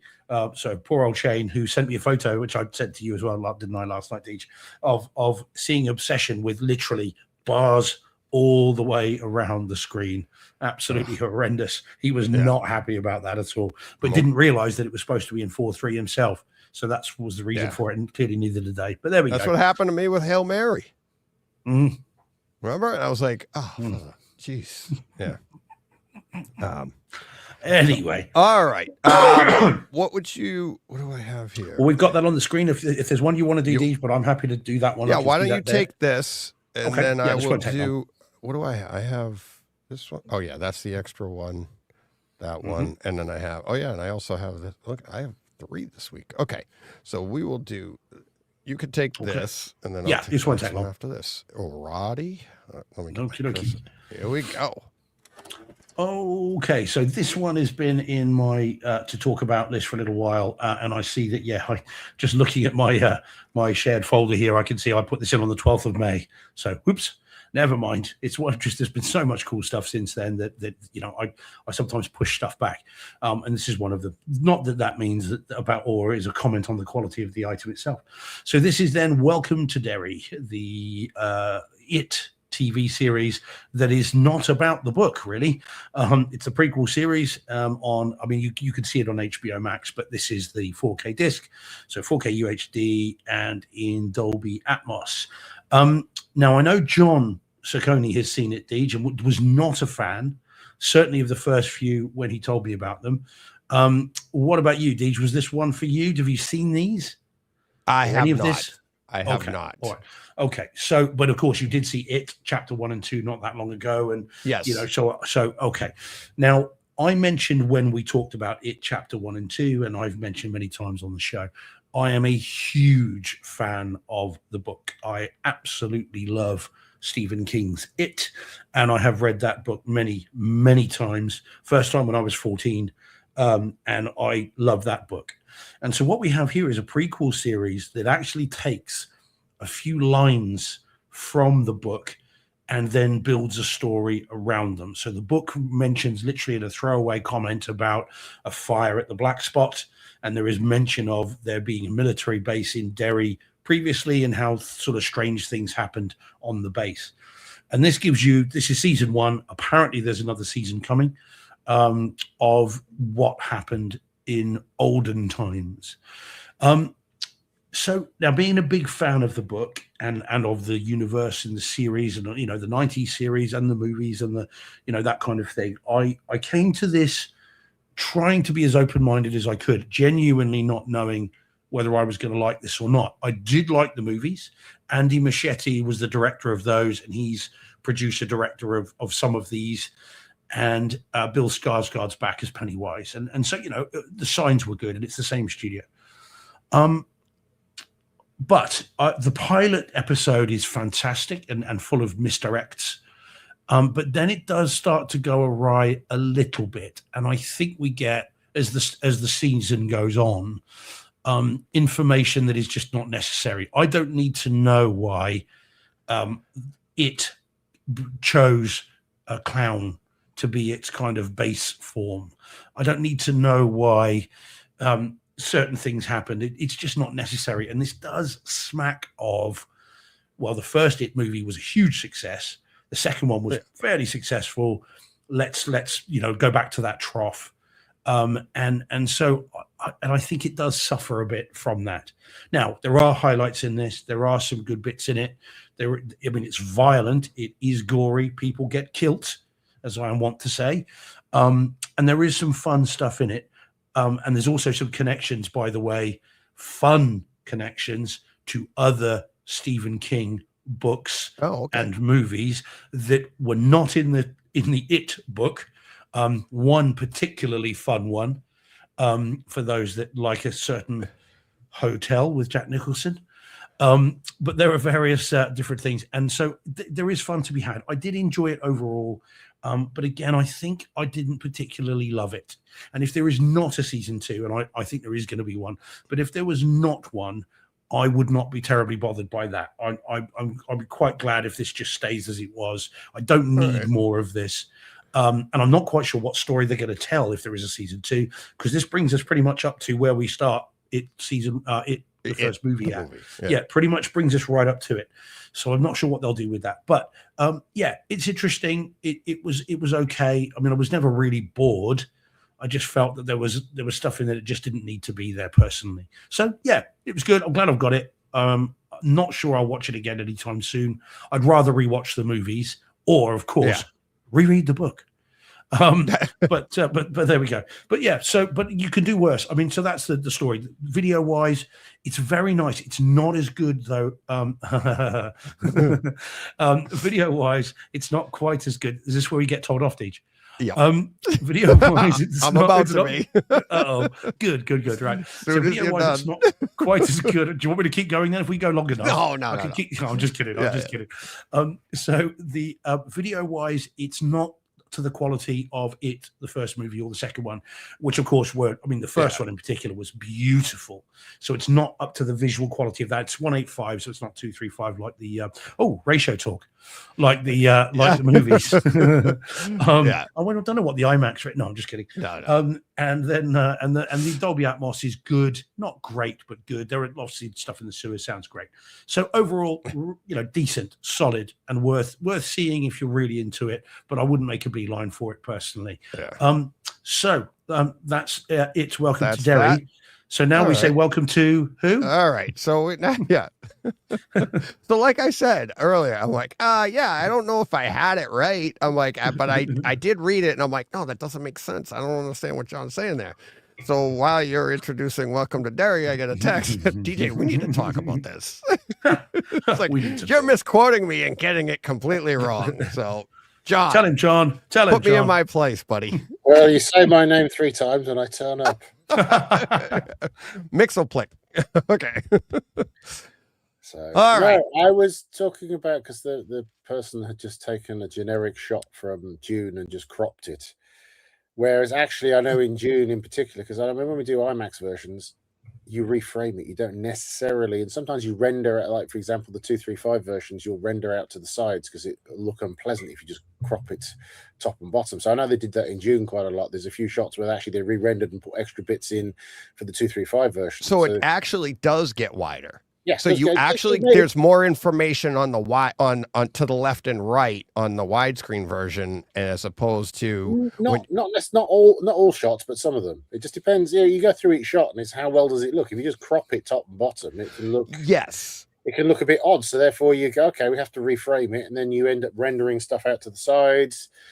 I know in June they did quite a few bits because they actually, if you watch the 239 version, I think there's extra robots or whatever it is rendered in the side to make it look more balanced. So they did a whole lot of extra work to make sure that each version looks unique. I mean, if you take, Mandalorian, the recent film, there's numerous versions of that, and each one is unique for the format it's rendered to. I mean, Hail Mary, for example, the way they shot that is they shot it with anamorphic lenses vertically.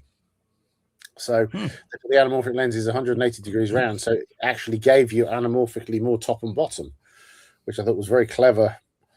Use of that. That was a way that they really thought about it, and they had some special lenses commissioned. So it would be interesting to watch them. And I meant to say this when we were talking about Spider Noir, is like to actually sync it up and put them on two different screens and watch them and see them real time. And even like Spider Noir, like you said, it's like when we jump back and forth, it's not a seamless jump. It's not like it just like the color goes away. It's like you have to almost like, I mean, it's pretty quick, but you have to restart the movie, and it starts right there, or the episode, right? So it would be interesting to sync up an episode and watch it on two different screens in black and white and color, and you would see the acting differences, the camera angles differences, probably because they're reshoots. And much like you're saying, John, like if you could do both versions, you would probably see it's just not a crop, which I never thought it was just crop, because it wouldn't necessarily be like, in the IMAX, you're going to see, like, say in Maverick, for instance, you see their heads in that IMAX version, and you're going to try to center that and redo. It's not a seamless crop this much, perfect from the top and bottom. You're going to reframe it. But I was under the idea that, like, you're not really getting anything wider. You're going to reframe it, but it's like, I didn't know, like, what you're saying is there is more information to the left and right. Yeah, it depends on how it's shot. So, for example, Disclosure Day, Spielberg's new film, which premiered this evening in Paris, which is premiering in the UK on Thursday.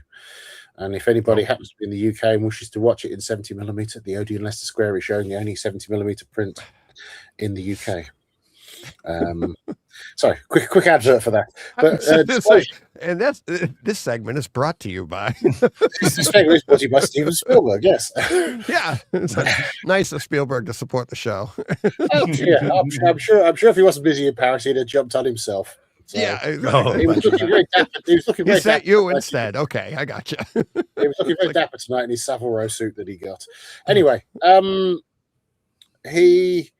if you look at like Disclosure Day, that shot anamorphic, so therefore there is no more information top and bottom. It's just there is a Disclosure Day, even in IMAX, is presented 239 or cropped. It's actually cropped to like 2.2, the same as the 70mm version. But there is no more vertical information on it. And actually, I think Universal put out a press release, and IMAX put out a press release explaining that that's the way it's supposed to look. Going back to your thing about talking about cinemas miss showing films, and suddenly you have a square in the middle of the screen. Yeah. This is the thing. It's like knowing how the film should be presented is very important. And it just depends on how the script is done for the projection, that sometimes they get it wrong, and they just it sounds like they just showed it open gate. Nobody put the information in the script. When you end up with a postage stamp in the middle of the screen. Yeah. Well, I wonder if that happens as well more with kind of lower budget ones. So like, if it's a big studio release, they're going to, because I think, did you post it, John, or did I see it? I saw it somewhere where I think it might have been Mandalorian Grogu. There was a letter sent to the projectionists. Yes, there's a letter to all projectionists. We sent that to all projectionists to how the film should be framed and shown, and if what size screen you have, which version you should show, because the film, even as a DCP, was available in 239 version and also a 185 version. Because the one that I was talking about with Shane Lee, that was Obsession, which of course was a micro-budget horror movie. And I can't imagine. I mean, it was put out by a studio, but I can't imagine them sending much information out about how you should display it. And the movie's in 4:3. Isn't it? It's either A24 or Universal. I can't remember because it's two films. at the moment. Universal, yeah, it's Blumhouse and yeah. Universal, yeah. Yeah. So A24 have got Backrooms. that's it. Backrooms, yes, because they're the two films that have done exceptionally well this week. Mhm. So, but yeah, no, Universal would have sent out. I mean, they have very good print management. They would have sent out something. So, Okay. somehow, the cinema when it was set up. I mean, you have to remember, unfortunately, a lot of the cinemas have no control over this. It's all done remotely. Somebody's just dialed in and set up the server. And, I mean, gone are the days where a projectionist sits there and QCs everything and checks everything. Unfortunately, just it automatically gets downloaded. And, if there's a problem, then they end up having to ring somebody and they come in the next couple of days to fix it rather than actually having any ability to fix itself now. I mean, well, I think what you're saying, John, is not every cinema can have an Angus. No, this is true. The man you met himself, yes. Oh, yes. Yeah, that's the BAFTA of projectionist Deej, who was QCing whilst we were there. Nice. Now, John, can I ask you a very quick question? Right, this is going back to last week. I just need to ask you this, and you're only allowed one answer. Oh boy. Okay, so get right. Hopefully, anyway. Right. Have you got, and if you have, what is your favorite autographed item? Oh, here we go. Because you know everybody, you've met everybody. I know you have. So if you've got anything autographed, what is your prized autograph possession? Do you even get them? I feel well, like it's just I don't really get it. I mean, one of the things I wish I'd kept, which is slightly sinister in a way, was on a film I did, and I didn't get paid by Miramax, and I ended up having to almost pin Harvey Weinstein up against the wall, and he gave me a personal check on his private bank account in the UK. Miramax was very weird because they only had. Oh, sorry, Weinstein and Company was very weird. It wasn't Miramax, it was Weinstein and Company. Weinstein and Company were very weird. They only had one woman who could write checks, and you could never get hold of her. It's way to save money. I remember Harvey trying to escape, and I remember him getting his driver to open his briefcase and getting his personal checkbook out. And I remember thinking, I now have a check. So you didn't keep it then? You didn't keep the check? I cashed it. I mean, in reality, I should have photocopied it. I mean, you should have taken a picture of it. Yeah, so I think I paid it into the bank so quickly because it was like, I cashed it just in case he changes his mind. Didn't Robin Williams once say about Disney, because he got paid scale for Aladdin, didn't he? And then when it came out, made an absolute fortune. And they initially refused to pay him any money. And didn't he say that's why Mickey Mouse has only got 3 fingers, so he can't pick up a check? Probably,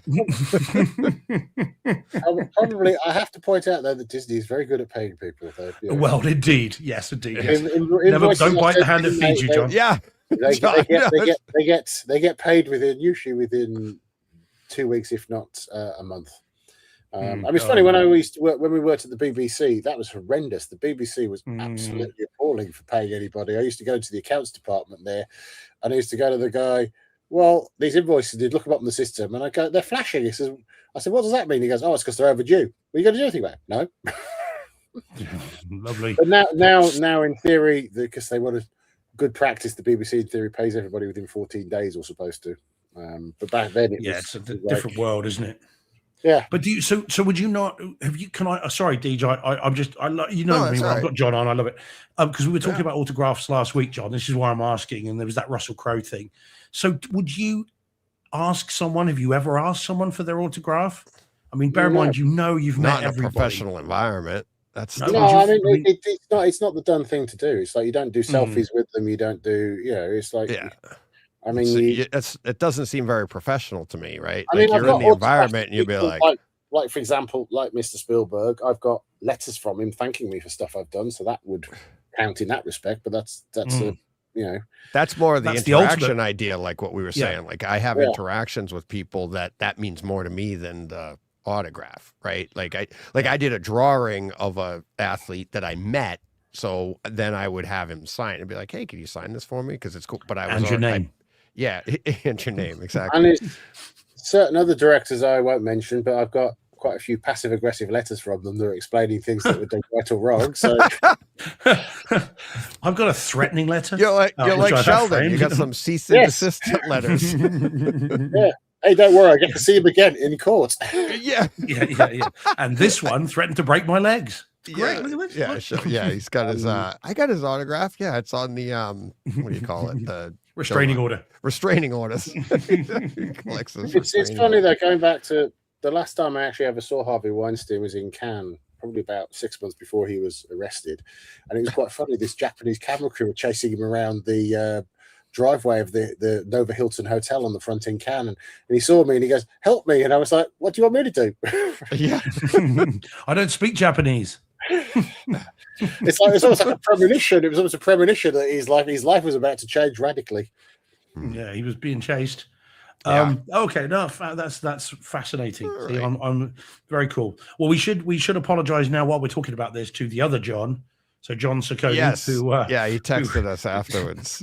he felt attacked. With a Yeah, smiley 'cause face.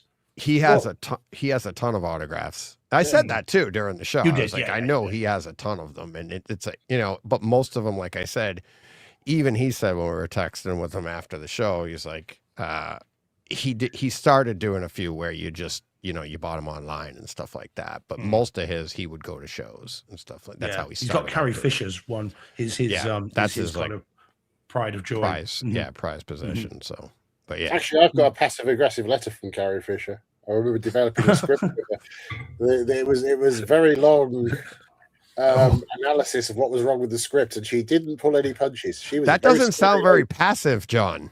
Just You're aggressive. missing the passive. That's just aggressive. Yes, well, I think the passive bit was very limited. The aggressive bit was, it was Yeah, you're shouting. being nice. You're being kind to her. She was passive aggressively being aggressive. Yeah, she didn't. If it was She didn't mess if about. Harry Potter, she would have technically sent me a howler. She was someone who was quite forthright, wasn't she? She didn't mess about. Yes, no, she took no prisoners, and I don't think she needed to. I mean, it's weird because I discovered she went to the Central School of Speech and Drama in London, but she never graduated because she got offered a role in a film that changed her life. When Harry Met Sally. Yeah, No, Blues Brothers, surely Blues Brothers. no, there's still a film called Star Wars, which is Yeah, 50 years old man, next year. crazy. That's dating us all, John. We're all feeling old with that one, buddy. All feeling old with that. Yep. Right, all righty. But that's interesting, John. Nice to see you listening live. Yeah, I was. Yeah, To get I was like, I knew you'd hear it eventually and you'd get back to me, but I meant to text you when I saw it, and I was like, this doesn't make sense. I'm like, whatever. So I thought I'd bring it up, and I get it on my phone. I'm like, all right, come on, let's go. Now, Deej is the expert here, John. So I'm just going to sort of What? give my ignorance on structural integrity. Those discs behind you are getting taller and taller, and sooner or later, you're either going to need scaffolding or there's going to be an avalanche. Yeah, So the- you're gonna have I also need to start watching them as well. I've also discovered I also have I actually used the benefits of Computer Exchange the other day and got rid of some of them because literally I had like 4 copies of the same film. oh, Deej. Bloodshot. Deej. Yeah, Deej has got 8 copies of that, John. Yeah, Yeah, in various formats. Yeah. I mean there was there was the Conversation, the Francis Ford Coppola film. For some reason, I had 3 copies of the box with the cassette tape that came in with it, and I hadn't opened any of them. Yeah. That's before Kaleidoscape, I used to be like, I'd be out shopping, or especially when you go to the store back then, and like I'd be like, you just see the box cover and be like, oh man, I can't wait to see that. I want to own this. And then you take it home, and I'd go to put it alphabetically in my collection and be like, oh, I already have it. And it's still cellophaned and everything. I just hadn't watched it yet, but I'd forgotten I'd already bought it. And it's just, impulse buys. Yeah. Don't do that anymore. I've tried to do it a few times on Kaleidoscape. Oh, I got to get this movie. We'd talk about something here and I'd be like, oh, cool. I already own it. Oh man, Well, since the app, the movies app, it's happened to be less and less. But it did happen with Kung Fu Panda, and it happened with Kung Fu, and then also with Vikings as well. It happened to me, and that's with the app. So Yeah. honestly, Well, I mean, it's the thing is at the moment there is so many titles coming out every week. It's very hard to keep up as to what to Yeah. buy. I mean, it is a golden age of physical media. I mean, it is. I mean, one of the great films I saw recently. I don't know. Did you buy it, Steve? Leaving Las Vegas. I didn't. I've seen it. It's Nicolas Cage as well, isn't it? Yeah, that's his Because, Academy yes, Award. resurrected his career. Mike Figgis Yeah. took a chance on him, and it elevated them both to the next level. Yeah, he won his Oscar. Yeah, I must admit, I don't think I've seen it, but I'm aware of it, and as I say, I know he's in it. Although that was yesterday's little haul. Okay. But it's a beautiful transfer, and it shows actually, if you know what you're doing, how to transfer a film. Because like the arguments and discussions we had on, say, Eyes Wide Shut. Well, Leaving Las Vegas is shot Super 16, and it looks absolutely stunning in 4K. It actually looks very close, because I worked with Mike when he was releasing that film, Mike Figgis, and I remember exactly. Yeah, the prints were done at, I think Duarts did the original stuff in the States in New York. For it, and it did look really, really good, the prints back then. And the Studio Canal disc, I don't know who actually has done the restoration on it. It must have been done probably by MGM in the States. Has done a really good job. And considering it's Super 16, so it's a very small negative area, a lot of grain, and it just shows how good you can make something look. And it just, makes me just wonder what on earth happened with Eyes Wide Shut. I'm now waiting for the Warner's version to come out of Eyes Wide Shut, so that we Do we have a date for the UK version? No, it's just still says pending. I mean, they're taking pre-orders. I mean, I had an email the other day from HMV. I go, would I like to pre-order it again? So I assume it's coming imminently, and it's limited as a steelbook only. I'll have to pick it up. I've never seen it, and based on your mention of the Criterion one, I haven't picked that up. So I will get it when it surfaces. Well, let's while John's here, let me I want to ask. It's actually perfect that we're talking about this and transfers and stuff. Let me bring up this movie that I watched this week that I was going to talk about, and it is an unreal transfer. Speed Racer. Yeah. Yeah, Speed Racer. I know. I never actually worked on it, but a lot of my colleagues worked on it. It was all shot in Germany. I think it's Studio Babelsberg. I think it was shot in, and it's shot HD. The whole thing is shot HD. Exactly.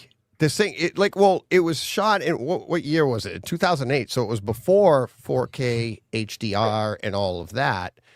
And I was like, I'm watching this movie, and all I could think about the whole time, this is going to sound stupid, but I'm like, Skittles, taste the rainbow, because this movie is absolutely, like, if you want to demo HDR, this is it. It is stunning. Absolutely gorgeous, stunning, everything about it. The picture, the black levels are so deep. And then the color, it's like there are scenes where the Speed, he's got like jet black hair. But the lighting on it, depending on the lighting, you can see like blue highlights in his hair just from the lighting. And but never mind, everything else is hyper realistic. How the hell did they transfer this from HD to 4K HDR, retain or gain detail, it looks like, and then the saturation, everything? This has to be a completely like redone remaster, because it is.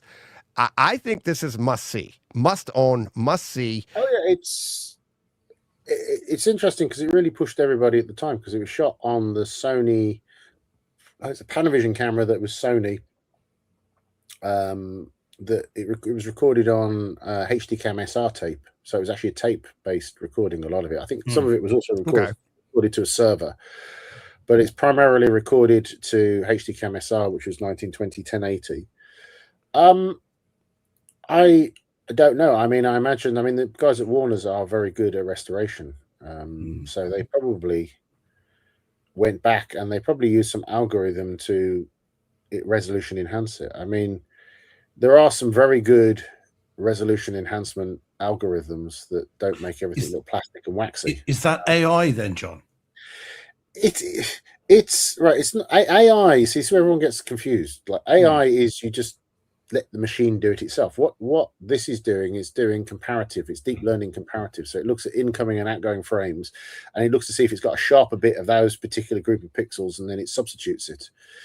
Okay. And it was something that years ago when I was working with Larry developed that. John Larry was one of the originators of that process, because it was used on one of Cameron's films, which was primarily at focus when they shot the sequence. It's one of his documentaries about diving, and I can't remember which one it was now, but there's a shot where Ghosts of the Abyss, or it might have been that where they come up towards the research vessel and the helicopter shot's completely, well, it's not completely out of focus, but it's very soft. So using resolution enhancement and refocusing, it's managed to save it. And I think Speed Racer, they must have used a similar technology. I mean, I remember years ago, my colleagues who worked on it, they were all, I mean, you had the very best people in the business working on it. They all went over to Germany to work on this. Well, let me ask you this though, like, and people are saying in the chat, like, asking about, lots of CGI.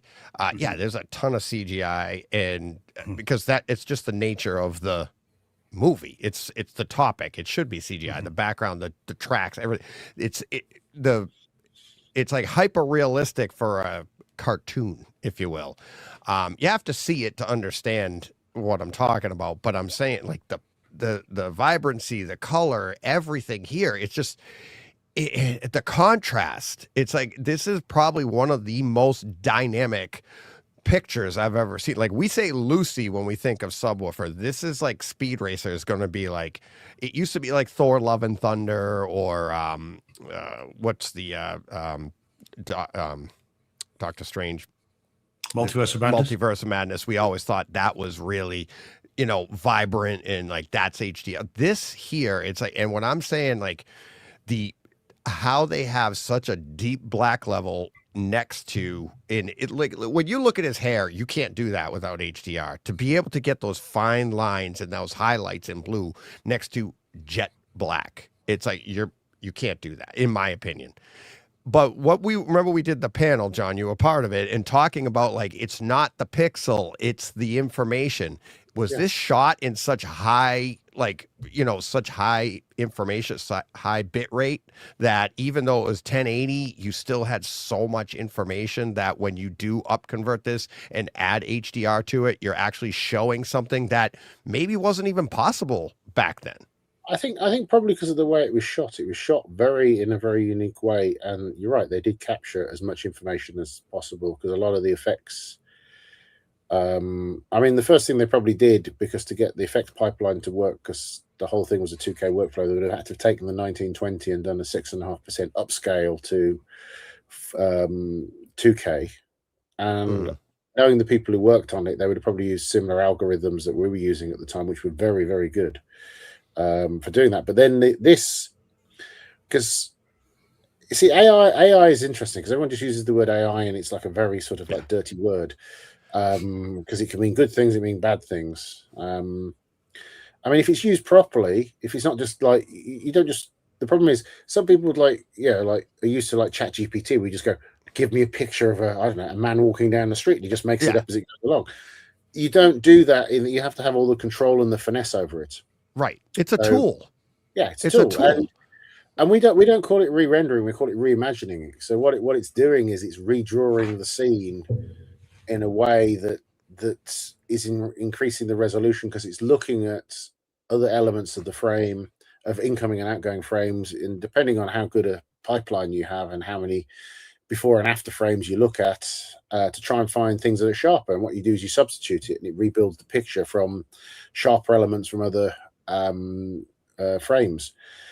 And it's very clever if you push it too hard. I mean, what we normally do when we do that is the first thing you do is to sample the grain structure. So you have the stochastic pattern of the grain structure, and then you sample it, you remove it, and then you work on it in a completely clean version where there's no noise whatsoever. And then when you finish, you then re-add the stochastic pattern back again. And now this is where sometimes filmmakers come in and go, yeah, more grain, less grain.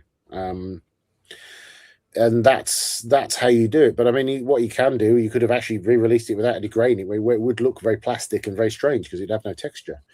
And it's interesting, they probably have actually added the noise pattern back in, because this would have had a noise signature from the camera, because cameras back then had quite unique noise signatures, and we used to always sample the noise signature because that actually works really well. Noise, funny enough, noise is not a bad thing, or grain isn't a bad thing, because it hides ills. It actually makes things look high resolution than if it was completely clean. I mean, this is the thing you learn when you move up to shooting in things like IMAX, that okay, you've got much more resolution, but suddenly you've got a lot more detail, and it's a lot of the things that you couldn't see previously, you can now see, and flaws. You're not you're not hiding all the flaws. It actually looks too good. And this is the thing. Yeah, like Spielberg's Sharpie eye on Jaws, on the hanging shark. It's like nobody ever thought you'd see an eye drawn on with a Sharpie. It's there you go. He's back in the conversation again. He's had a very good evening this evening. Yes, he has. I'm waiting for my phone to light up and see if he's going to come on. Stop talking about me. Okay, sorry, Steve. Only one Steve on the show at a time. Yes, this is true. Yes, you can't have too many Steves. Yes. Yeah, and I know who comes first. Clearly him.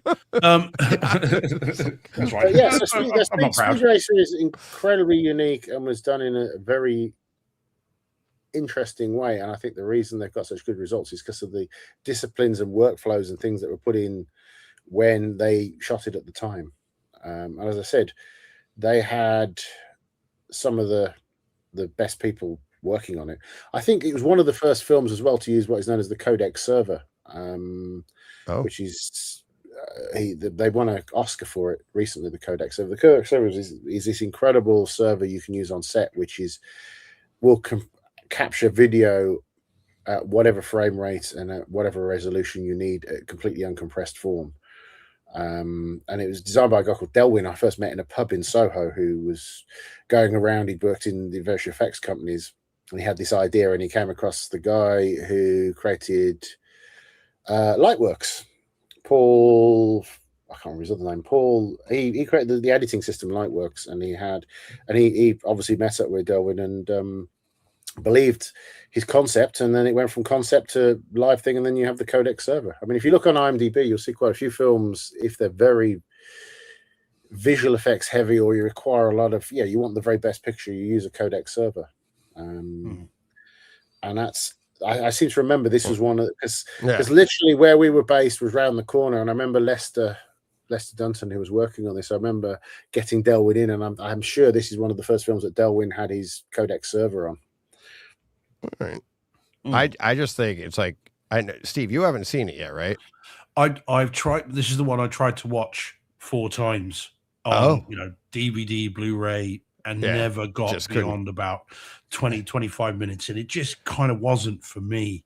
But because I'd never read the anime stuff, never read cartoon watch or the show. comic strip. So it meant nothing to me. And the more off the wall it was, the less I think it's about the point where there's a chimp driving the car.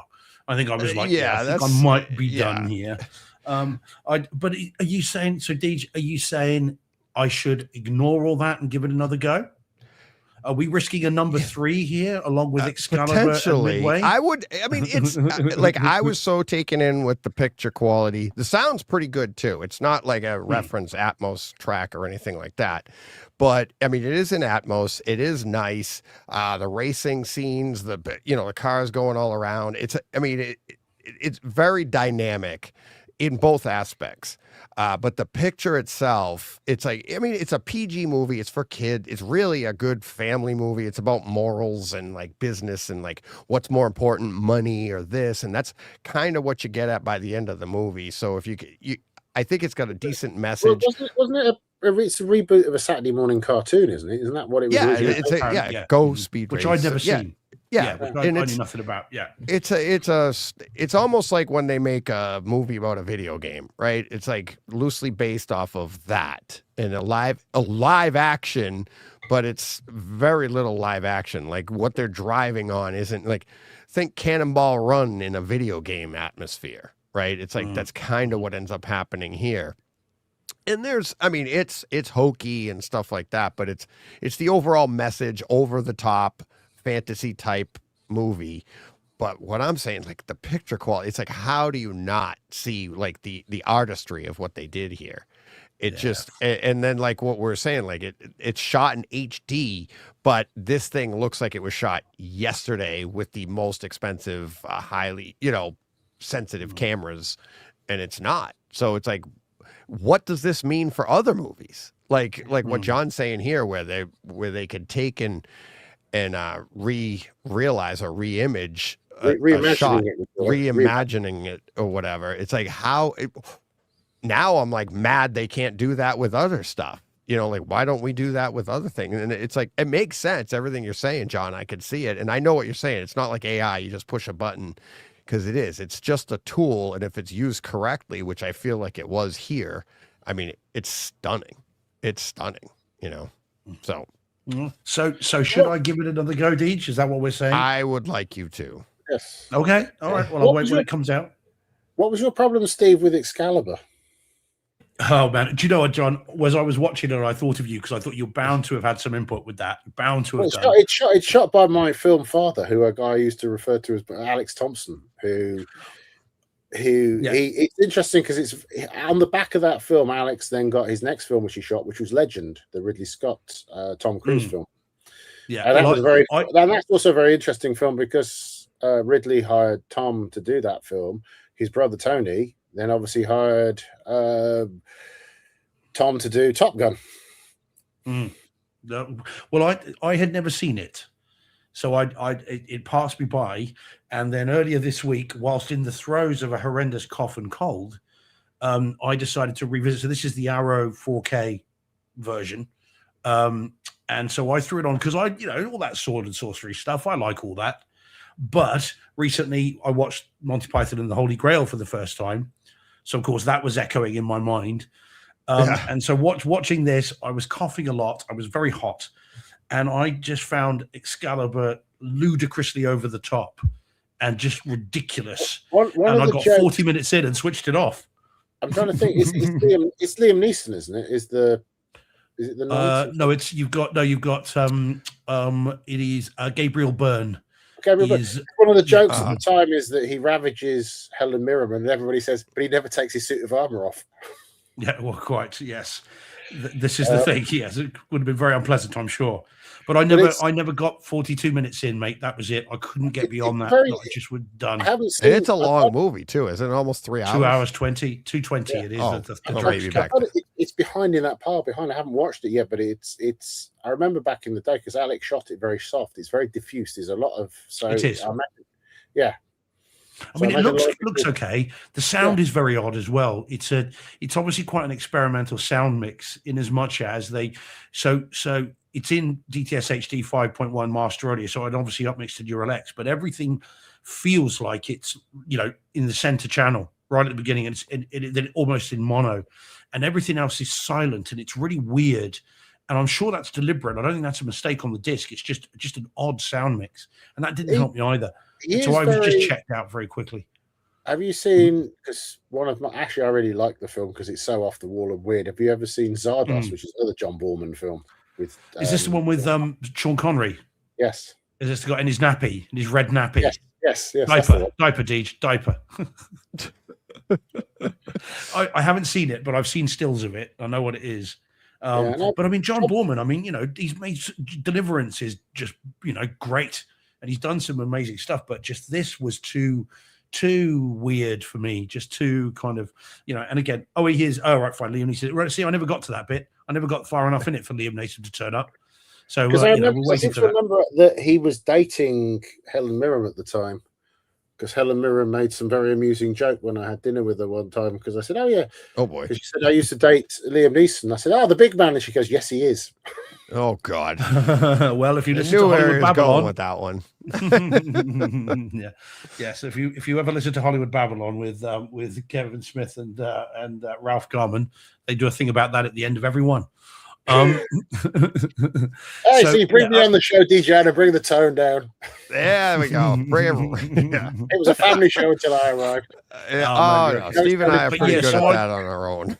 So unfortunately, John, Excalibur has been excised from the collection.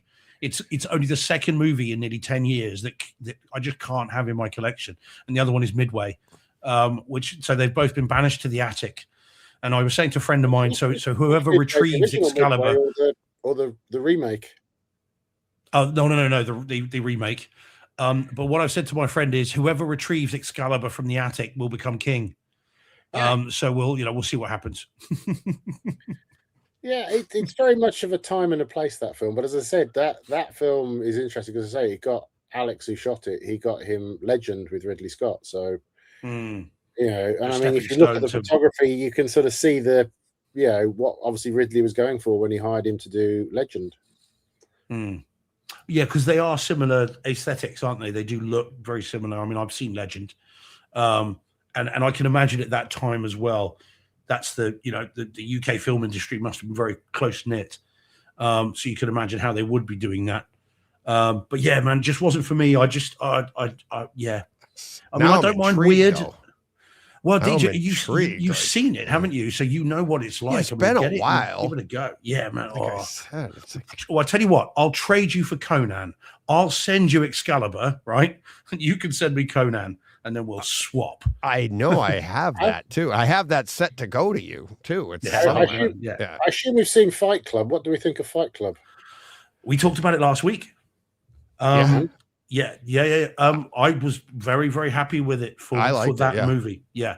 Bearing in mind, though, John, as I said last week, it's not a movie I've seen a lot, so I can't really compare it terribly clear, detailed wise to the previous ones. But for this movie, I thought it was great. Yeah, indeed. Yeah. Sorry, you said it was. I thought so too. I was like Steve. I haven't seen it a ton, so it's not like I'd be like, I didn't think it. So you weren't aware of all the changes that were made. So you just the blockbuster. Do you have a one problem I noticed. with it, John? Do you have any issues with it? I don't know. I'm not so sure about It'd be nice. It's always nice if they gave two versions. So you have the original redone version and the original version, because they changed lots of different things. And I know they George Lucas did. Yes, it's very. I mean, Lucas. Lucas, it's interesting because obviously we're releasing next year the original, restored, uncut version of Star Wars without all the. How's that coming along, John? It's fine. It's looking good. Looking very good. Looking very good. I'm glad that's public knowledge now. Well, we have a lot of competition from fan-based versions of it that seem to be. Yeah, who would buy one of those, Mr. Briggs? I never bought it. You've got a bootleg version, haven't you? I never bought it. Okay. Well, all right, even worse. See, it was handed down, handed over. There you go. It's exchanged. I never paid for it. Oh, so I would never support anything like that. But I watch it. It's on my. I haven't seen it in a while. It's on my Zapiti. I don't have that hooked up. But it's but Fight Club. I think that the blockbuster changes are quite cool. I quite like that. Yeah. And he's put a moon into one shot, hasn't he, and done things like that. But overall, I think it looks really nice. And as I said last week, what I do particularly like is it's now, if you watch that, Seven, and then Panic Room, those three look very much of a piece. They look like movies done by a particular filmmaker, and I like that. I like how that looks. They're really nice as a trilogy almost. Well, like in a regular, like any artist, it's like you get the feel of their palette.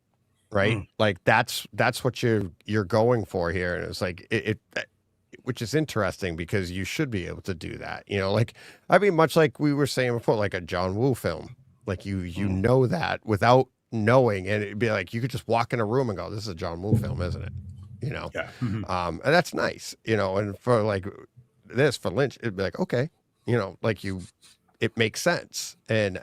I don't feel like now I don't know the changes, John, that you're talking. Like I don't know like the little details, but it don't feel like it changed the meaning or anything like that of the film. Like I've seen the film enough times to know that like I didn't notice anything that was like, oh my God, I can't believe they did that. Well, for some reason he decided to take away all the blemishes and spots on Helena Bonham Carter's face, because obviously that was part of her character, that she was slightly run down and had acne, and for some reason he's given her a makeover and she no longer has acne, which to me was I think knowing Helena, she probably really went to the nth degree and probably actually had Julian Acquis to make it look right on the film. He's undone some of her hard work there. But and I think it was very good. I mean, it's interesting you mentioned Panic Room because they only ever did that as a limited release, and that sold out completely. And it's like it sells for ridiculous amounts of money on eBay at the moment. Yeah, I got it from the US for quite a decent price. But I was really impressed with the disc. It's again, it does look like Fight Club and Seven. He spent some time in because that, and unlike Seven and Fight Club, they've done an Atmos mix because it's Sony, so you get an Atmos mix with it, which is actually really nice. So it's worth getting hold of if you can. Yeah. I mean, I said to Deej last week, it's when the camera floats between the floors, you can hear the characters walking around right above you and all the floors creaking, and that then moves down the screen as the camera moves up. That sound then drops, which is an unusual thing. It's a really fun mix, that one. I mean, the camera's moving all over the place, but it really does play well. It's interesting what you're saying, how everything's all connected, though, because those three films are, I think, Fight Club and definitely, Seven is, and that's Darius Kunji, but I think Panic Room and I think a shot by Jeff Cronenworth, whose father was Jordan Cronenworth, who shot Blade Runner, and Jeff worked on Blade Runner. So you can see this connection going on here. They're really good. Have you got Panic Room? Did you pick that up in 4K? Yes, I managed to buy it at some ridiculous price on eBay. I've been spending some ridiculous prices on eBay this week, but for far less worthy things. I mean, this is the interesting thing, though. It's like the physical media is. I had this discussion with somebody earlier on today because we had a meeting about something that how people value stuff when it has value. So I was using an example of Taylor Swift's album that on CD it's $7.99 and on vinyl it's $65.99. And the fact is that the CD you're going to throw around, but the vinyl you're going to take out, you're going to put carefully, and it's like discs. People look after discs. I mean, that's the thing. There's a certain neuroticness that people actually look after their stuff. It's a different market too, right? You're not, I mean, if you're buying vinyl now, you have a setup, you have this, I mean, it's a completely different market that you're looking for, so you can demand that for people. It's like, it's for the discerning listener that's going to take the care and listen to it right, and they have that, they have the money to do so. Whereas CD, it's almost like, here, we'll just press up, take it. It's like almost like if you're listening to it on MP3, listening to it in your car, you're not a discerning listener. You just want to hear the tunes, and it's like it's just a different mindset. And the people, you don't hear people. I don't feel like you hear a lot of people going, why are they charging so much for the vinyl? I want to buy, like you do with a Kaleidoscape, right? You don't hear that. It's like the people that want it, they go and get it. You don't hear people go, oh my God. It's like, no, they're just happy with the CDs, or they're happy with their iTunes or whatever.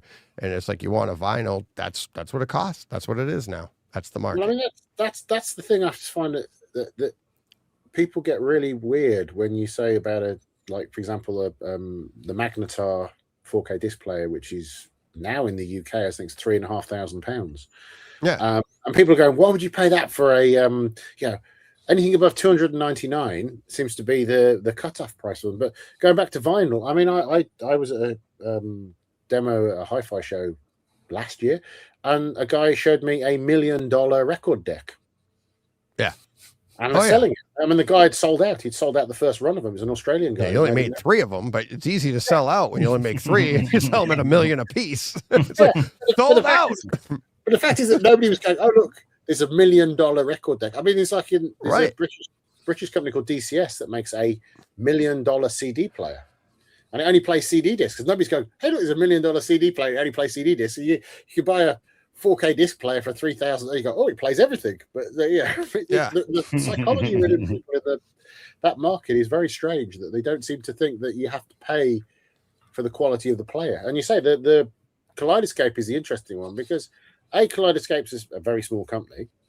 Secondly, it's a unique product because it's using a unique system on the chip. So, I mean, they probably could make it cheaper, but then they'd have to sell more. And that's the sort of the catch-22 scenario. I mean, it's a hell of a lot cheaper, the Kaleidoscape, now than it was originally. If you remember how much the original one was. Oh, they were like $40,000. Yeah. back in the early 2000s, yeah, it was like Yeah. $30,000-$40,000 just to get into the system. And that Yeah. and I'm not saying like at today's price, I'm saying it was $30,000 or $40,000 then, and if you adjust for inflation, that's like 80 grand today. Yeah. Like, you know, so it's like it has come down a lot. It's like but yeah, that's more of an experience type thing that you're dealing with. It's the, you know, retaining everything you get in physical media. I think you are getting a little bit more, but it's also the experience part too. Whereas I think vinyl's much in the same. It's the experience. It's like it's debatable whether it's better quality, like, you know, or a higher quality. It's a different quality. It's different. Yeah. Yeah, it's a different quality. That it's the nostalgia of it. It's you know, people can argue like it's warmer. It's this. They'll say all those things, but it's like, but that's the market, and that's why $65 for a Taylor Swift record. Like, I mean, this is the argument I've made quite a lot. It's like, yeah, you sort of, yeah, what are people prepared to pay for a level of quality? And it's interesting that, you know, the psychology you're just saying there, nobody argues about $65 for the Taylor Swift album. But discs, I mean, they're creeping up as well. I mean, in the UK, there's a company called Entertainment, which has always been a strange company, Entertainment. But I noticed their discs are now actually £3 more than the other rivals. So, like, a lot of the films they've been releasing are a lot more expensive now. And I know, Steve, you're not going to be thinking, but none of them have slip covers, so they've cut it down to the bone and also charge more for them. Well, I feel like you said, it's like they're creeping up, John, and it's like, I mean, you might know or better. Obviously, you might know better than we do, but I feel like they're testing. They are the manufacturers. They're testing the market. How high can we go? They'll keep going until we stop buying, and then they'll start backing down. And then they'll be like, all right, how do we get to that sweet spot, right? Because discs, for all intents and purposes, have been the same price since DVD came out. They've been $19.99, and it's like now we're just starting to get into the high 20s on a new release. 4Ks are getting a little more. But really, they haven't moved that much. And to your point, John, it's like they're starting to creep up. But it's like, okay, they'll keep creeping until we stop buying. We're the collectors. It's like, all right, this is what they're trying. And that's what a lot of us are saying. And this is what it means. And that's how you find out what we're willing to pay. And if all of a sudden we stop buying, I don't think they'd stop making. I think they back off and go, okay, here's the sweet spot. Like we got to $40, people stopped, bring it back down to 35 where people were buying again. And that's how you find out. But well, here's the slip cover I'm interested in, John. There you go. Yeah. But there's, if you go back to as you're saying, if you go back to the 90s now, and remember when the Star Wars trilogy came out on Laserdisc, how much that was? I think it was like $300, wasn't it? Yeah. Yeah, it was like $250. I think if you pre-ordered it, I think it was like $250 or something like that. And then once it came out, and people started getting it, because you got to remember there was all like boutique shops. It's not like you went to Best Buy to get your laser discs. So it was like people ordered them, like these shops ordered them, and if they were selling out, they would mark it up. It was kind of like buying a car, right? Yeah. The collector's editions, I only got this many, and they weren't printing a ton more. It took time back then. It's not like, it's out of, you can have it now for $300, or you can order one for $250, but you're probably getting it in 3 months. But if you pre-order it at $250, we'll put yours aside. But if you walked in the day it came out, it was probably costing you $3+, because it's like you didn't have a lot of place. They didn't get a ton of stock in, like, especially for something that was niche like that, But this is what, of course, they're doing, which you've been talking about, John, as well. But just to sort of highlight how good this is Slither, which came out in the UK yesterday. So this is a steelbook for James Gunn's Slither, which is even I think that's a thing of beauty. Yeah, and I'm not. It's all kind of, you see how it's great in your attic. Which label's that? This is a weird one, John. This one is one I haven't seen before. It is Visions Home Video. Okay. Yeah, it's I don't know if you can see that very clearly. It just says it there. It's like Vision's home video. Yeah, so I've not heard of them, but hopefully it'll be a decent one. But that was £35, that one, so it's not cheap. I mean, even as a steelbook, that's not cheap. But I love the movie, so I'm looking forward to seeing that again. Never heard of it. Slither. 2006. Well, as soon as you say Slither, I think of the film that I worked on years ago with the Philip Noyce film with Sharon Stone. Sliver. Yes. That's Sliver. Yeah, I remember that one. Slither, Well, it's got Sharon Stone in it, Deej. You're going to remember that one. Alrighty then. Yep.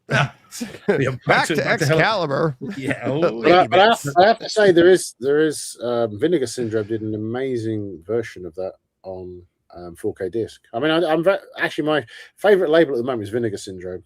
So because I've ordered stuff from them in the past, and they've obviously had disc errors. And unlike other people, you have to pester them. Replacement discs turned up, and I didn't even know there was a problem. I mean, that to me is really good. That literally, obviously, there was an authoring problem with the disc, and I didn't know. But then suddenly, in the post, suddenly another disc turns up, and it's like, okay, that's really good. That's proactive, rather than I know there's been quite a few films released in the UK, and literally people have almost had to harass certain video companies to get them to do repressings because I mean the funniest one was it Titanic, because that was one that there was the 4K disc of that. I don't know the American version. I know definitely had a problem. There was a line of dialogue missing. Yeah, iceberg. Oh, sorry, Jordan's just corrected me. Sorry, it's Vertigo releasing did the Slither 4K via the Vision's home video. There we go. So we'll make sure that's right. But I'm surprised you guys haven't. You've seen that, have you, John? Slither? No, I haven't. Oh, you got horror comedy. It's got it's James Gunn, so it's all the usual suspects in it in terms of his people in it. Michael Rooker stars in it. Alien sort of meteorite falls to Earth and then begins to take over the local townspeople, and much hilarity ensues. It's really good, gory as hell. It's great. Nathan Fillion. And he's so good at it as well. Yeah. It's only an SD on Kaleidoscape. Oh, well, there you go. Yeah, I'm not going to watch that. Much cooler. No, don't do that. No. Well, it's bound to come out over there, but it's well worth picking up, John. If you haven't seen it, horror comedy. It's really good fun. I'm walking past FOP tomorrow, which is always very dangerous walking past FOP.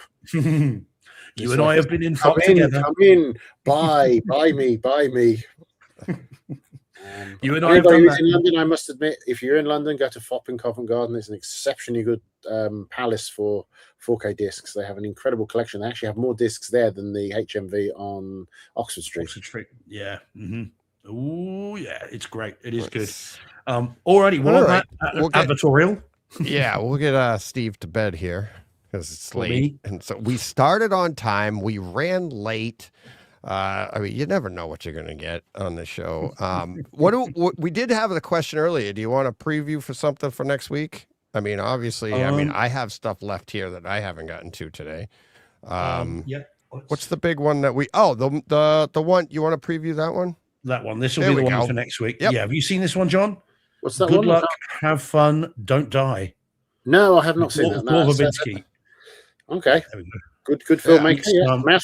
Mouse Hunt, wasn't it? He did, and Pirates of the Caribbean. Yes, he did. Yeah. This is one of his. It's because he's been in movie jail for a while after various flops, and this one is a mere $20 million budget movie, which made a mere $9 million worldwide. Oops. So he's probably back in movie jail now. But it's really good. I'll tell you, having seen it, and I hadn't seen it in theaters, and I watched it last night, and I was 20 minutes in before I was texting Deej and John, just going, "Oh yeah, fellas, you need to see this. It's great, and a hell of a home theater experience." So I really enjoyed it. It's very off the wall. It's very crazy, but it's great. So definitely recommend it if you haven't seen it, John. I was going to try to get that one in for today's show. I wasn't able to because it's 2 hours and 14 minutes long. I didn't have enough time when I got home from work to get that in.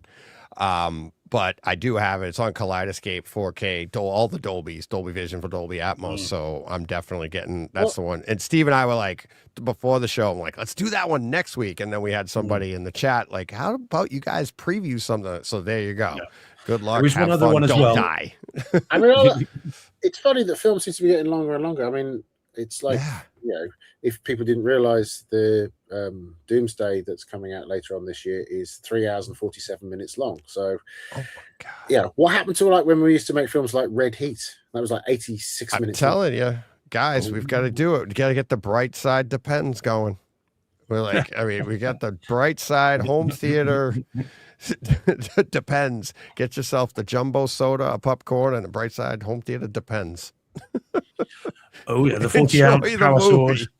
And the other one for next week as well, which I'm going to watch hopefully, which I haven't seen yet, is this one, which is When Evil Lurks. Oh, Which is I've been talking Never to heard Shane about. This is no, me neither until about 2 days ago. Which is an Argentine movie.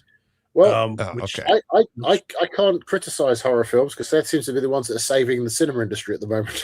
Yeah, true. Although they keep putting the release back. I mean, Obsession's had about 4 physical release dates, and digital release dates, and they're just pushing it back and back and back because it's making more money week on week. Well, Although the figures came out from so far this year. Cinema admissions, particularly in AMC in the States, are actually better than they were in 2019. It's a better year than 2019, which is best on record, isn't it? Didn't AMC say today it's the best one they've ever had in May? possibly. But I mean, what they were looking at the figures, they were comparing it to 2019 pre and post pandemic. So I mean, it's good that I mean, what it is good films like Obsession. I mean, that's what's bringing when there's a good film, people will go and see it. I mean, it's funny. It's not some secret formula. You make a good movie, people will see it. Yeah. Have you seen Obsession, John?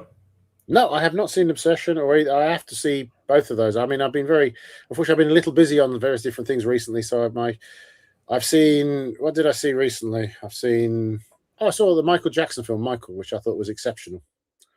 Okay. Yeah, I want to see that one as well. I didn't get to see it in the theater, but I'll definitely see that at home. Did the sound mix on it, and the sound mix is quite something. It's very funny because the whole mix is restrained up until the point when he becomes free of his father, and then the final number, Bad, which is from the UK concert, it just explodes, and it's like really shows what you can do with Atmos and music. My problem with that movie is what's not shown, not what is. That's my issue with that, and that's why I didn't see it in theaters, because I'm just a bit, a little. It's a little bit sanitized, as I understand it. It's very much. It tries to blame everything on his father, Joe Jackson. Luckily, he's dead, so therefore they throw him under the bus completely. Yeah. You could defame dead people. Yeah. Yeah. But okay. But you should honestly. I mean, make time to see Obsession if you can. Yeah, I will. It's awesome. I mean, it's troubling, but it's a hell of a film. And I mean, your view on that will certainly change your view of kind of domestic violence and coercive and controlling behavior and everything. I mean, that film is a tour de force. It really is. So well worth seeing, mate. Okay, if you were for domestic violence, John, this will change your opinion. But in terms of how how that film is mounted and shown, what it shows is incredible. Yeah, Bright Side PSA, domestic violence, bad. I mean, I did come on your show and admit working with Harvey Weinstein. So I mean, what else? Well, yeah, there you go. What else could it be? So in one show, we've had Harvey Weinstein and Michael Jackson. I mean, bloody hell. Oh boy. Oh God. So, all right. Okay. On that lovely note, thank you to all the patrons that maybe we still have. I don't know. Maybe we've got more. Yeah. Oh, great. Yeah, I hope maybe. so. As I said, I've taken your show from family viewing to Family Guy. Yeah, I'm still waiting on Steven Spielberg's patron support, but we're doing ads. But so all right, we'll wrap it up there. We ran late. Just to get that thing in there, Steve did see the plaque that we put up for Mr. Spielberg. And we put it on the show as well, John. The next week, I showed that picture of the sponsored or courtesy of Mr. Spielberg in the BAFTA theater. Oh. Cool. It would be nice if he wants to buy us some Christie projectors, wouldn't it, Deej? We'd have those. Us, yeah, some. I only need There one. are two in the BAFTA one, so we could have Yeah, one each. there you go. When they're done with that one, when we're done with those, we'll donate them to the podcast. I don't know what we do with the damn thing. I need a whole new the size of room. a room. Yeah. Yeah. Well, on that note, we should also go see Disclosure Day. It's out next week. There we go. All right, there's an ad. All right, how's that? Until next time, you know what you got to do. Go push play. What he said. That's right. Thanks, guys.